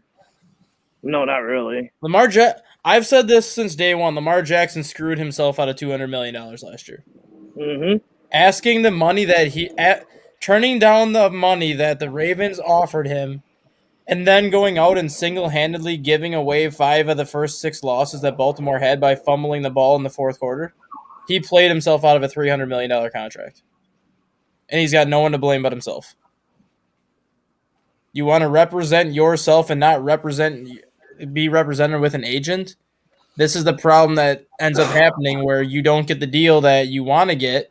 You go out and have a worse year than you expect to have, and then you pretty much screw yourself out of a big-time contract when it comes to time to get one. Yeah, and not only did you get the deal you wanted, when you're not having an agent, you're the guy doing the negotiations. Then it gets personal because you don't have that buffer of an agent where it's because negotiation. What teams do, they're going to tear you down because they don't want to pay you as much. Well, instead of an agent hearing that and going back and telling Lamar what he needs to hear, Lamar's hearing that personally, so then it gets personal. I think that's part of it too. It is part of it, and like I said, if Lamar Jackson would have went out and had a good first 7-8 weeks of the season, I think he would have gotten $250 million from somebody. But the guy had 5 or 6 fumbles in the fourth quarter. And he didn't finish the season either. No, he didn't finish the season, and he had 5 or 6 fumbles in the first 6 weeks of the season. He lost 4 of them, and 3 of them cost Baltimore the game. He literally played himself out of about $100 million in 6 weeks. And hasn't there been reports that he could have played there at the end of the season, but didn't basically because of him and the Ravens' personal issues? Yep. Did they even make the playoffs? No, they missed it by a game. Miami ended up getting the final spot. Yeah, that's another reason right there. That's another reason why, because Lamar Jackson could have played the final 3 weeks of the season. He said no because he was on the fritz about how Baltimore handled the situation. Hey, that's some Dallas Cowboy shit. Hey, no, it's not. You shut your damn mouth. Look at Dak Prescott and Ezekiel Elliott. That was some Cowboy shit. How do you figure? Because Zeke was crying like a little girl until he got his money. And then once he got his money, what happened? What? He continued to play. Yeah, continued to play down to the ground. Jay, I will say this, Jay. Ezekiel Elliott might go down in history as the biggest fall from running back stardom in NFL history. Man, I got the moment that guy got paid, he hit a brick wall and he fell hard. And that's being polite by Dustin, because if it was me, I'll say he'll go down as one of the dumbest running backs in NFL history. I don't think he ever came back from Cabo. Like the moment Dallas, I think Ezekiel Elliott got sidetracked in his quest by a lot of other things, and I just think he just never had that focus, that hunger, that drive, that you need to be successful. I think he kind of lost some of that and became domesticated. And I think that's the worst thing that ever happened to Zeke. It's because he missed his half-cut jersey. Hey, listen, they should have let him keep that half-cut jersey. If that's what he needed, they should let him keep that shit. Fuck. Yeah, man, I really had high hopes for Zeke. I really had high. Man, after those first 2 years, I was like, man, this dude's going to be all right. And then, like you said, man, he hit that wall, and it was just never the same. It was like seeing 2 different players out there. It was never the same player ever again. It was like before he got the money, he would run through tackles and just run people over, and he got that contract, and it was like first contact, he'd be down. It's like the money. It's like he got the money, and now the money's weighing him down. Yeah. Well, they say not everything is good when you get paid, but I don't know how. I'd be playing my ass off if I got the damn contract. Jay, did you feel the same way about Dak? What about Dak? Yeah, did you feel that same way about Dak? I've always said I've never been 100% happy with Dak, man. But it is what it is. I mean, that's who Jerry Jones gave us, and so you got to ride with it. And it's not that he's played bad. It's just for the last 2 years he really has, like you said, like that guy brought up and everything. 15 interceptions, 14 interceptions the year before. So, and then of course, now he was injured in both seasons, but still, I mean, damn, son. I mean, I can the last 2 years because before the 20 season or 21 season, whatever that was. His turnover ratio wasn't that bad. And then those last 2 seasons, for whatever, ever since he jacked up that ankle or whatever, he's just been injury. I mean, he's been interception prone. And I can live with interceptions. Yeah, I just can't live with costly interceptions when you throw them. And like when you watch Dak Prescott throw interception, not costly. You're turning the ball over, stat guy. But like if you throw an interception in the first quarter. I mean, I don't know. Is there like a non-costly interception? Because I would love to have a non-costly interception. If you throw an interception in the first quarter, it doesn't hold as much merit as if you throw an interception with 2 minutes left in the game in the fourth quarter. Or you just throw an interception. Or it's like third down and 19, and you throw the ball up for grabs, and it ends up working out like a punt. Hey, sometimes the interceptions have to be momentum shifters, though, stat guy. No, I get that, but I'm just saying, like, Gonzo, do you like interceptions? Is there any interception that you think is not costly? That's not costly? Yeah, there's one that's not costly.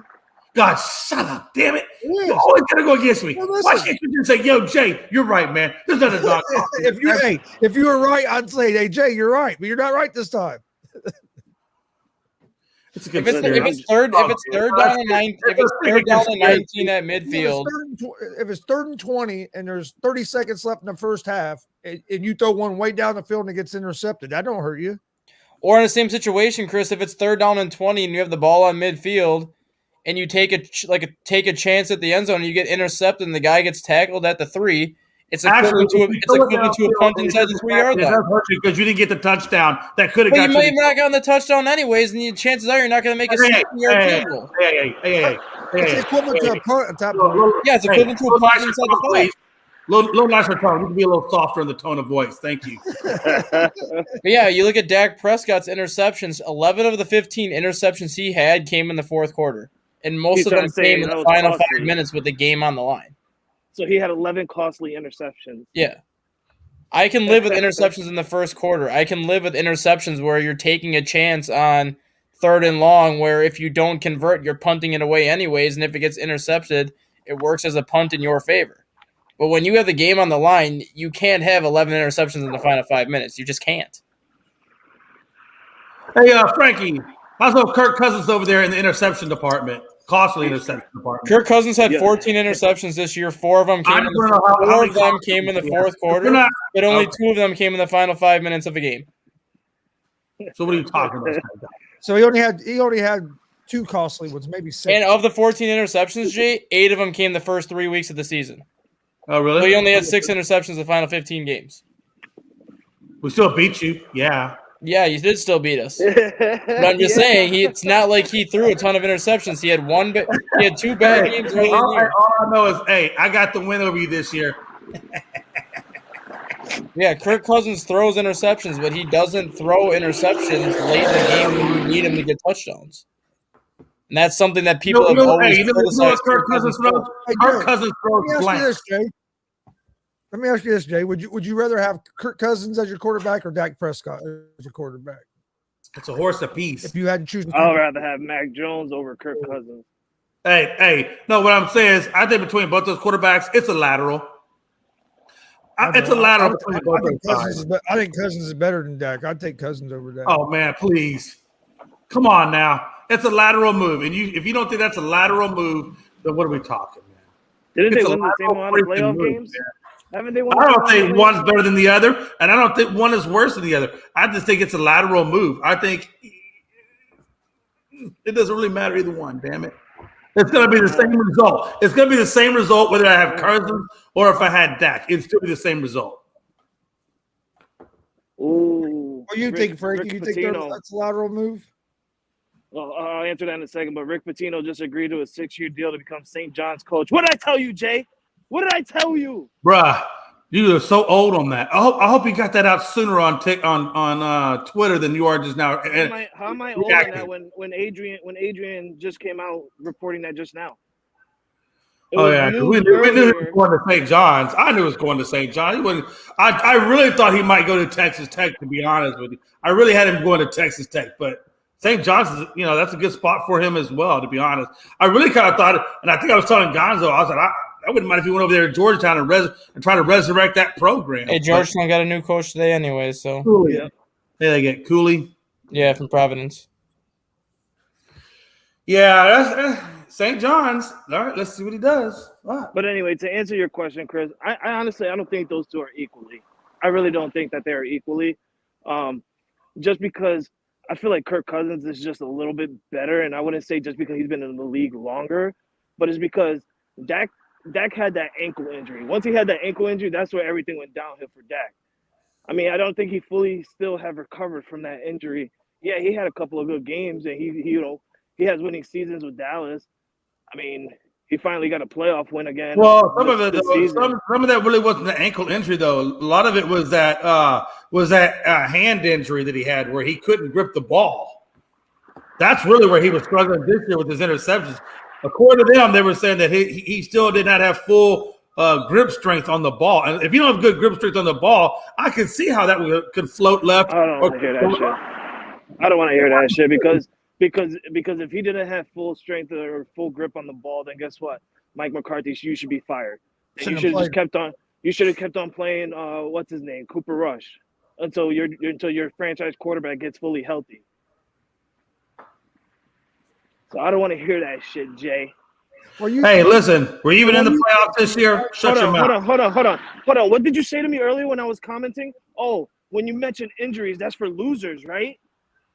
I didn't say anything. You didn't say that now. I said it's a lateral move. I said Dak Prescott and Kirk Cousins is a lateral move, and it is a lateral move. That's not what I'm saying. What I'm saying is earlier I mentioned something about the Astros injuries and stuff like that. What about injuries? You called me out saying when a person mentions injuries, that's basically calling yourself a loser. Sir, you just mentioned an injury from Dak Prescott's hand. So are you saying you're a loser? Am I wrong or am I right? I think I'm right. Jay, I think you might want to plead the fifth on this one because you're not going to win it.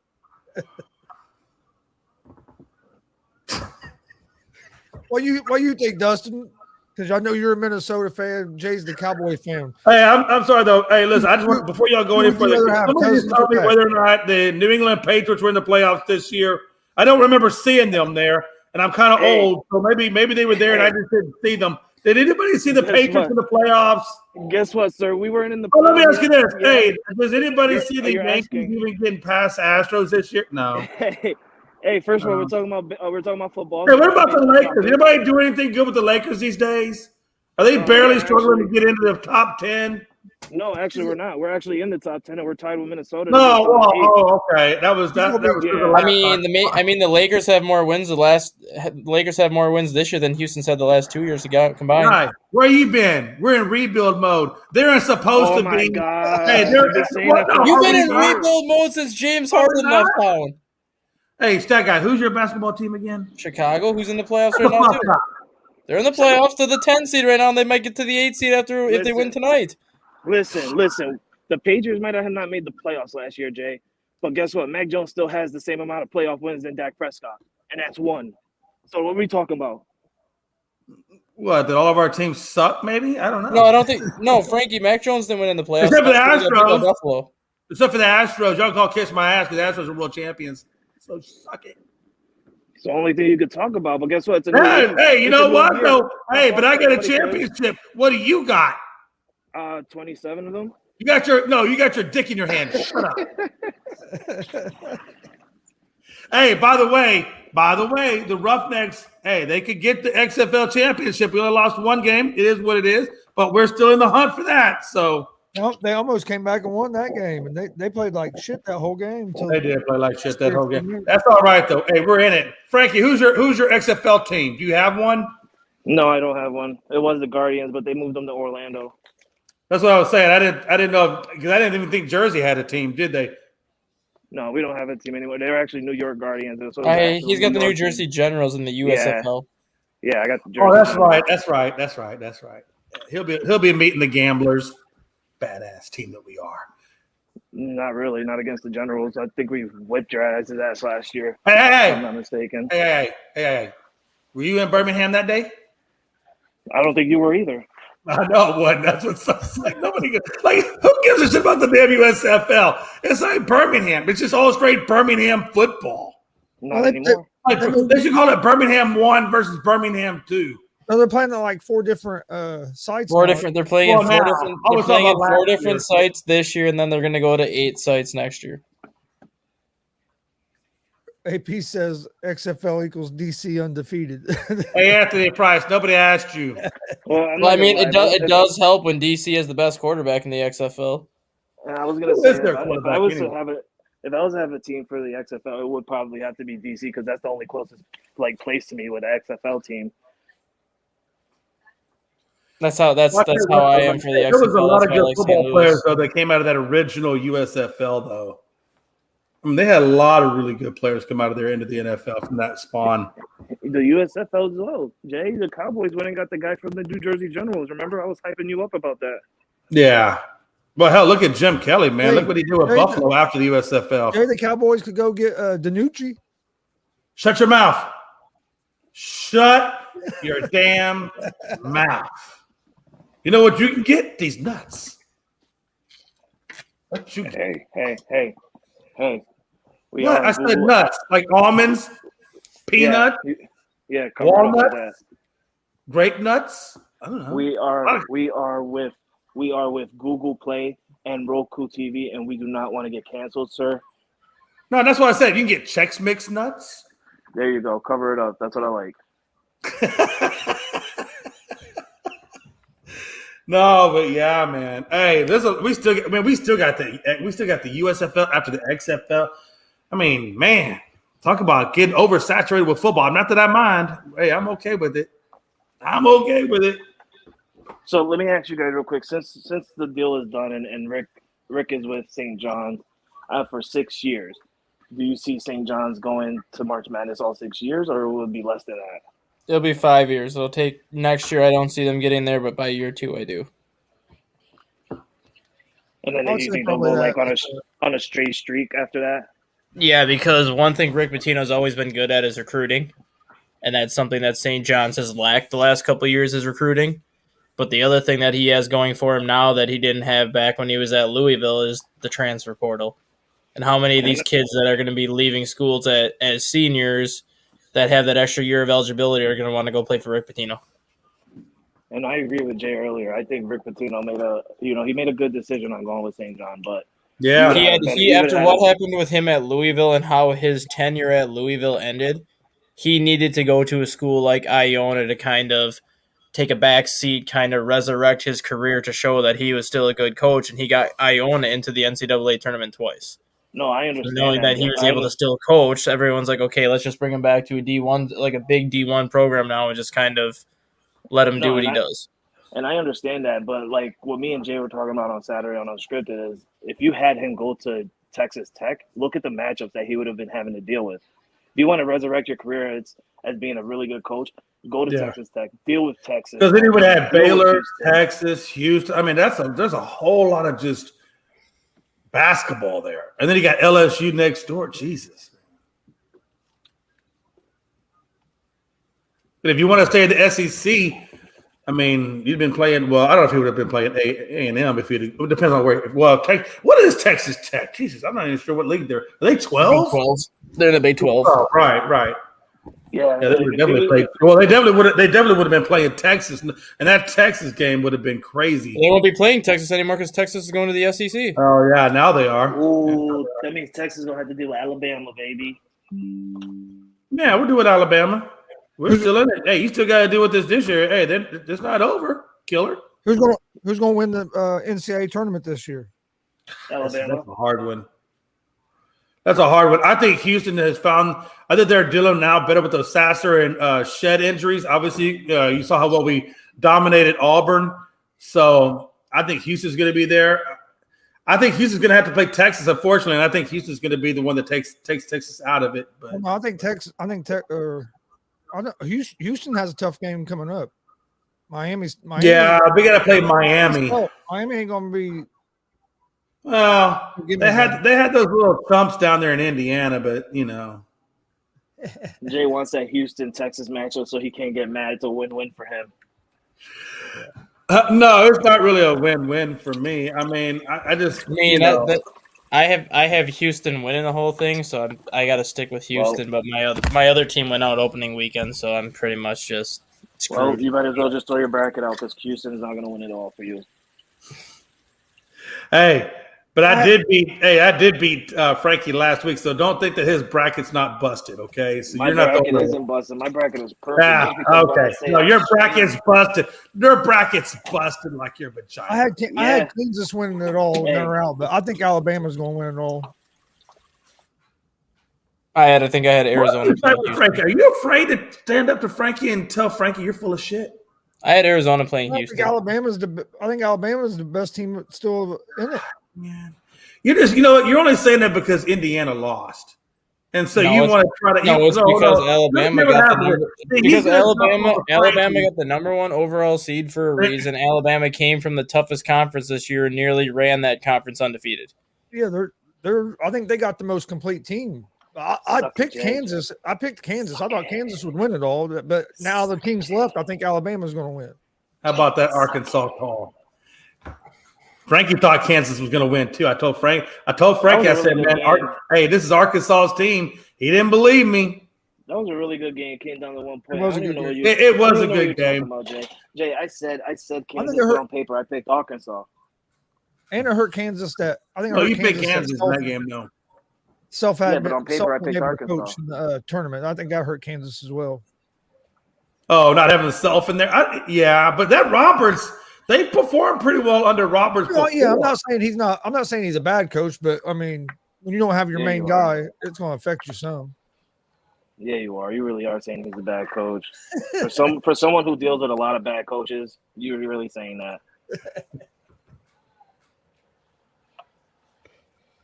Frankie the asshole. I'm just saying. That one asshole. I'm just saying, Chris deals with a lot of bad coaches. The Reds, the Colts, the Pacers. I mean, you have Indiana. They did you well, but how far did he get you?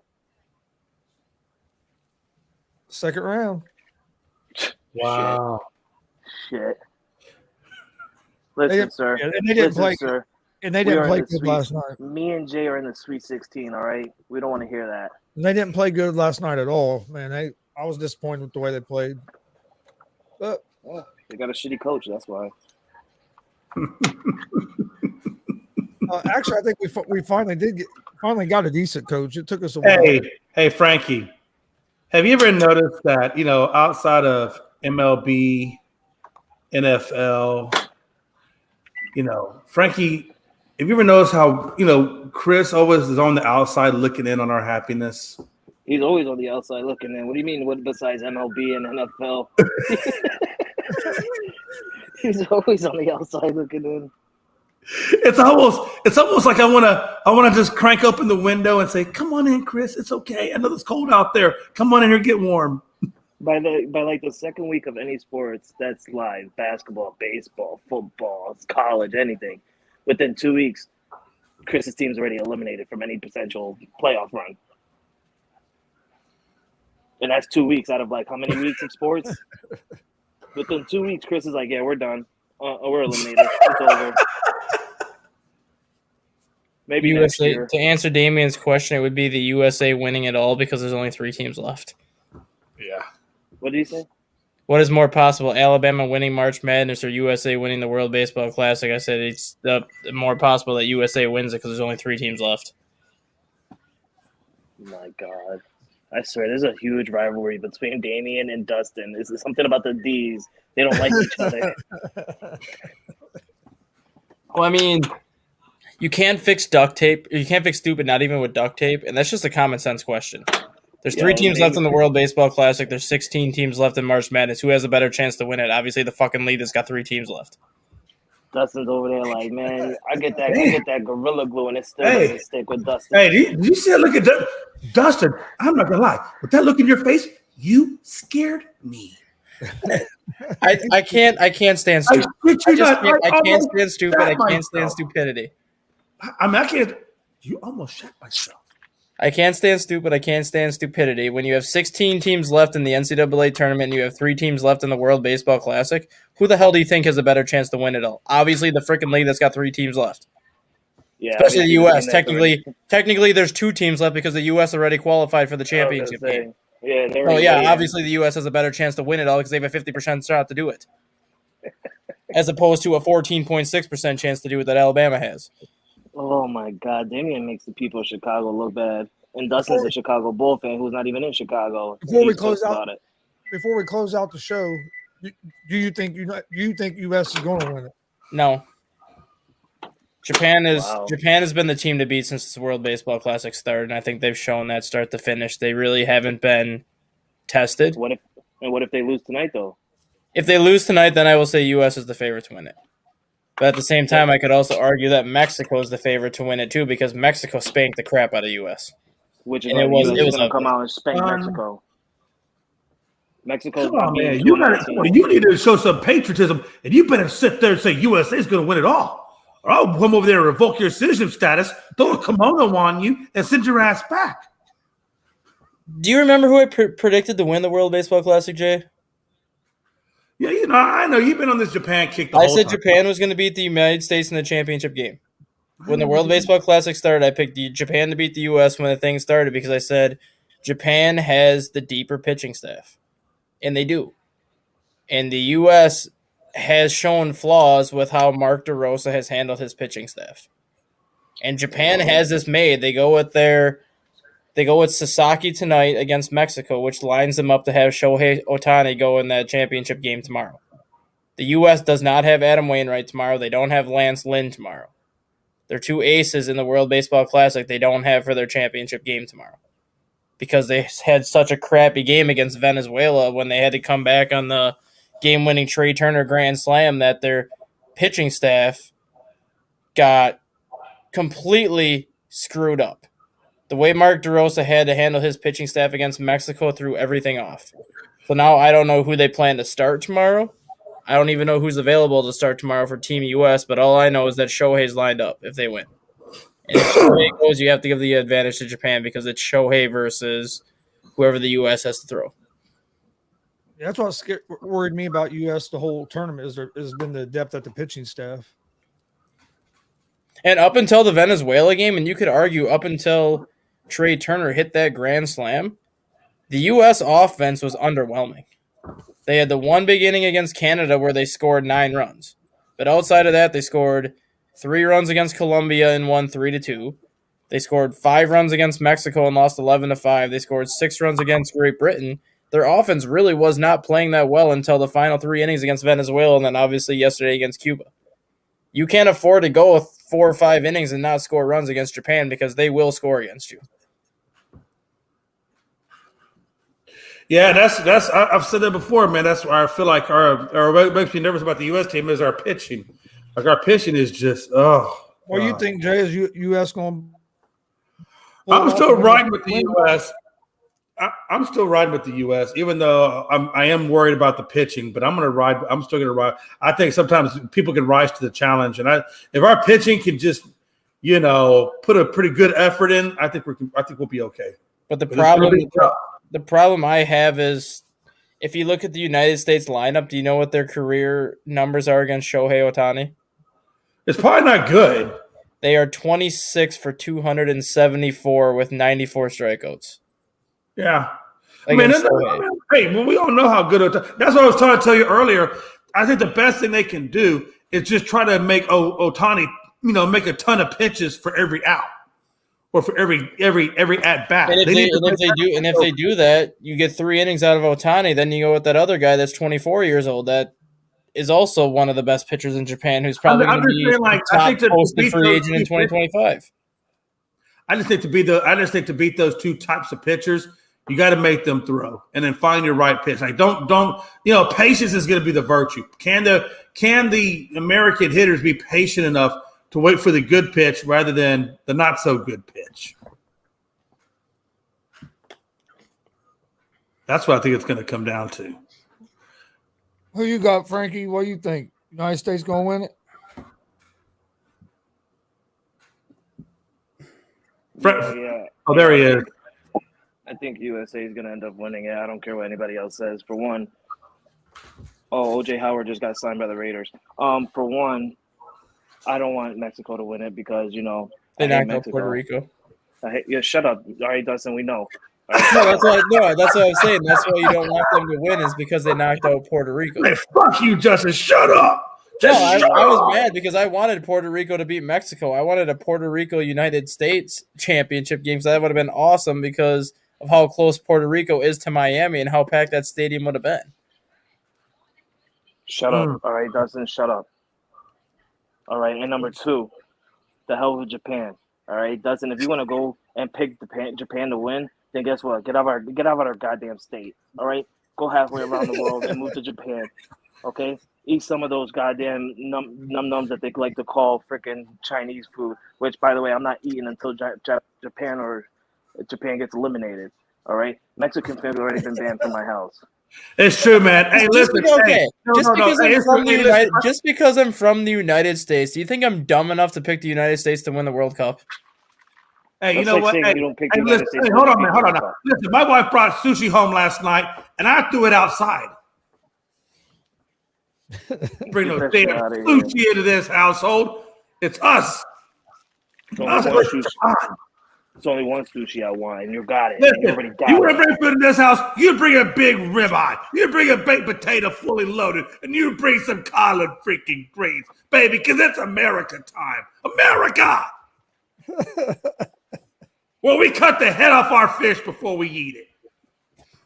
America. I'm gonna have me some good old Mexican food here in a little bit. Hey, that's America.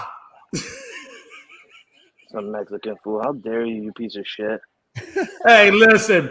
You know what? I don't like Mexican food. I like Tex-Mex. There's a difference. I don't know what, but there's a difference. There's a difference. That Tex-Mex is that fake shit. Mexican food is authentic. Listen. You know what my insides do with real Mexican food? It's not pretty. Give me some Tex-Mex. Mark DeRosa has revealed that Merrill Kelly is starting tomorrow. Oh, jeez. It was supposed to be Miles Michaelis, but Miles Michaelis had to come in to relieve Adam Wainwright against Cuba.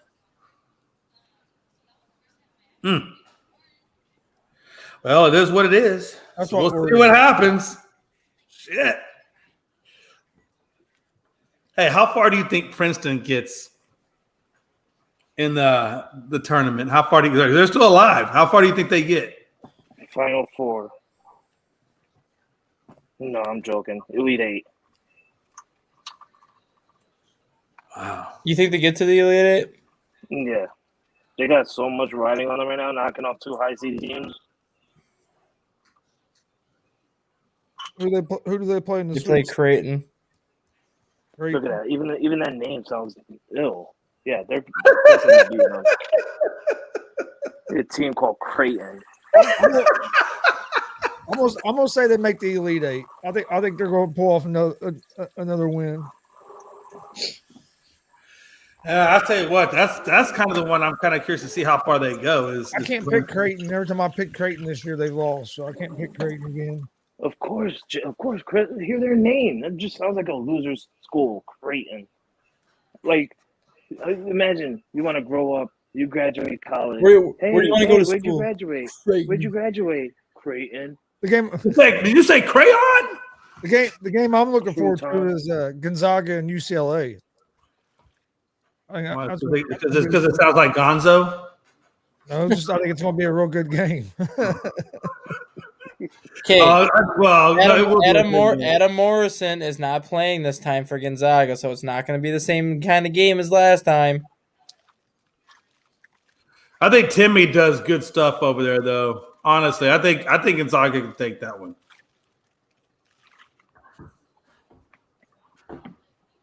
Yeah, I'm gonna go ahead and say here. I know I'm gonna get some hate from Jay for it, but I think Miami's gonna knock off Houston. Ooh, I pledge allegiance to the flag of the United States of America. Oh, Gonza, you little bastard. No, that's fine. Hey, look. You know what? Doubters are always welcome, and winners are always here. Okay, we'll see. I'm just saying.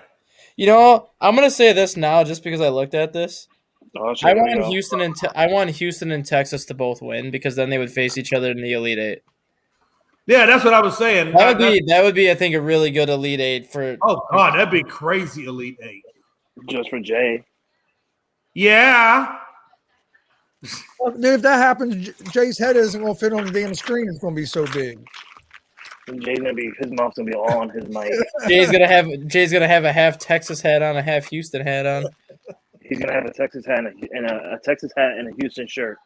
All I can say, Jay, is you're not. All I can say, Jay, is you're not as dumb as what I did this weekend, and I'm still not gonna forgive myself for it. What's that? I bet $1,000 on Duke to beat Tennessee, but I also bet $1,000 to have Tennessee beat Duke. That's crazy. I bet $1,000 on two separate teams that played each other. Well, why would you do that? That's just a wash. Because I had a little bit too much to drink on Friday when I placed my bet and didn't realize what I did until Saturday. That's your fault. Well, you know what though? But at least in your drunken stupor, you were smart enough to bet one against the other. That way, when you sobered up, you didn't lose any money. I came out with zero.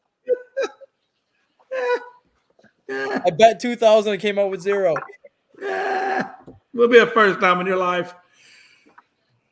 Won't be the last. I thought it was Texas, not Tennessee. So I'm like, oh, I like this one. I like this one. And then as I'm watching the game, I'm like, wait, oh. Tennessee's playing Duke? No, I thought it was Texas that I bet. I thought I put 1,000 on Duke, and then I thought I put 1,000 on Texas. And then as I'm watching the game and I'm watching like my screen where my bets are, I'm like, 1,000 Duke. I'm like, what the hell? What did I do? What did I do? I'm like, well, this game means nothing now. God, you're gonna be that guy that you're gonna get home and Johnny Two Thumbs is looking for you because you forgot about a bet that you made that you welched on, and then they're gonna break all your hands, your fingers, your toes. Hey, remember what I said in the ASAP chat the other day? No, I made $13,000 in parlays last week, and I already lost 11,000. How do you lose $11,000? What's wrong with you? March Madness kicks my ass. All right. Listen, if anyone should get blamed, it's your wife. All right, your wife should be looking at this and being like, "You need to stop." You need to call 1-800. March Madness kicks my ass, and I don't like it. You're like that Jim Carrey motherfucker in the bathroom kicking his own ass. You have a better chance of putting money on the World Baseball Classic. I did that already.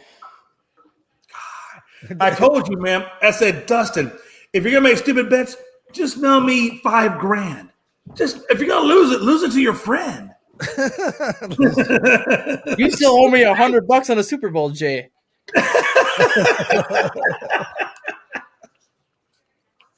Yeah, man, what a time to be alive. God, let's get us out of here. We got shit to do. Oh, now he wants to get out of here because he fucking got called out on $100. Oh, I do need to get out of here anyway. The other show. Check out the ASAP Network new mobile app on Google Play Store. You can find the Google Play Store ASAP Network, Roku, Amazon.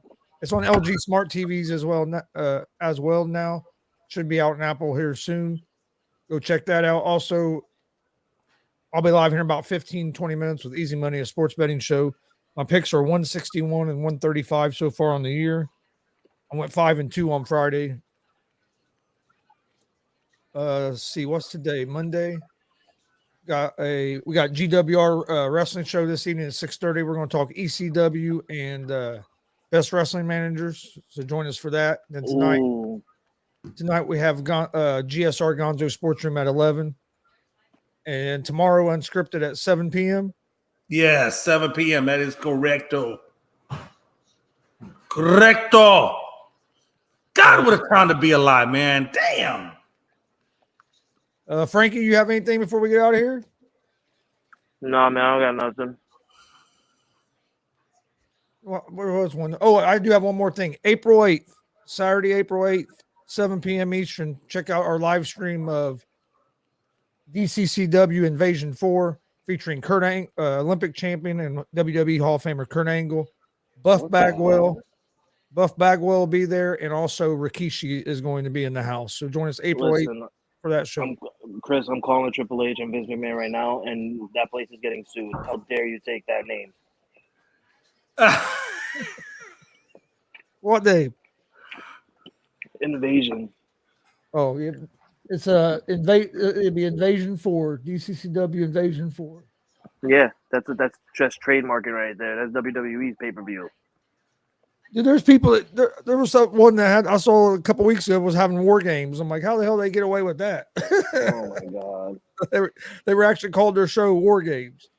We're just gonna call our wrestling show Monday Night Raw. But it wasn't nobody I deal with, but it was. And then there was another show I'm gonna be at that had somebody. I can't announce that one yet. So yeah, just be on the lookout. There's gonna be another big announcement coming up. He's got it right next to it. Don't announce yet. Don't say it, Chris. Shut your bio. I messed up last week because they're doing a Indiana Pro Wrestling Hall of Fame this Friday, and we're going to be streaming it live Friday night at I think 7. But anyway, last week or a couple weeks ago, I was talking about it, and he had announced like 3 guys that was getting inducted, but he had also told me about other guys that was getting inducted. Well, I kind of accidentally announced a guy was getting inducted a couple weeks ago, and it hadn't been announced yet. Oh, damn. Chris, what are we going to do with you? Well, that's why I told him, I was like, that's why I don't like you telling me the stuff so early. Don't tell me it until I'm allowed to say something. Because you get so many different names, I forget which ones I'm allowed to say. You had one job, Chris. One job. I fucked it up. Jay, you have anything? No. Other than, hey, make sure you guys are checking out what Frankie is doing over there on Twitter at Unscripted Guys, all one word on Twitter, man. Other than that, man, check us out on TikTok and Unscripted Sports, all one word. And we will catch you guys 7 p.m. Tuesday, Eastern. Thanks for joining us. We'll be back tomorrow at 1 p.m. Eastern for another episode of the ASAP Afternoon Blitz. Hope everybody has a great day.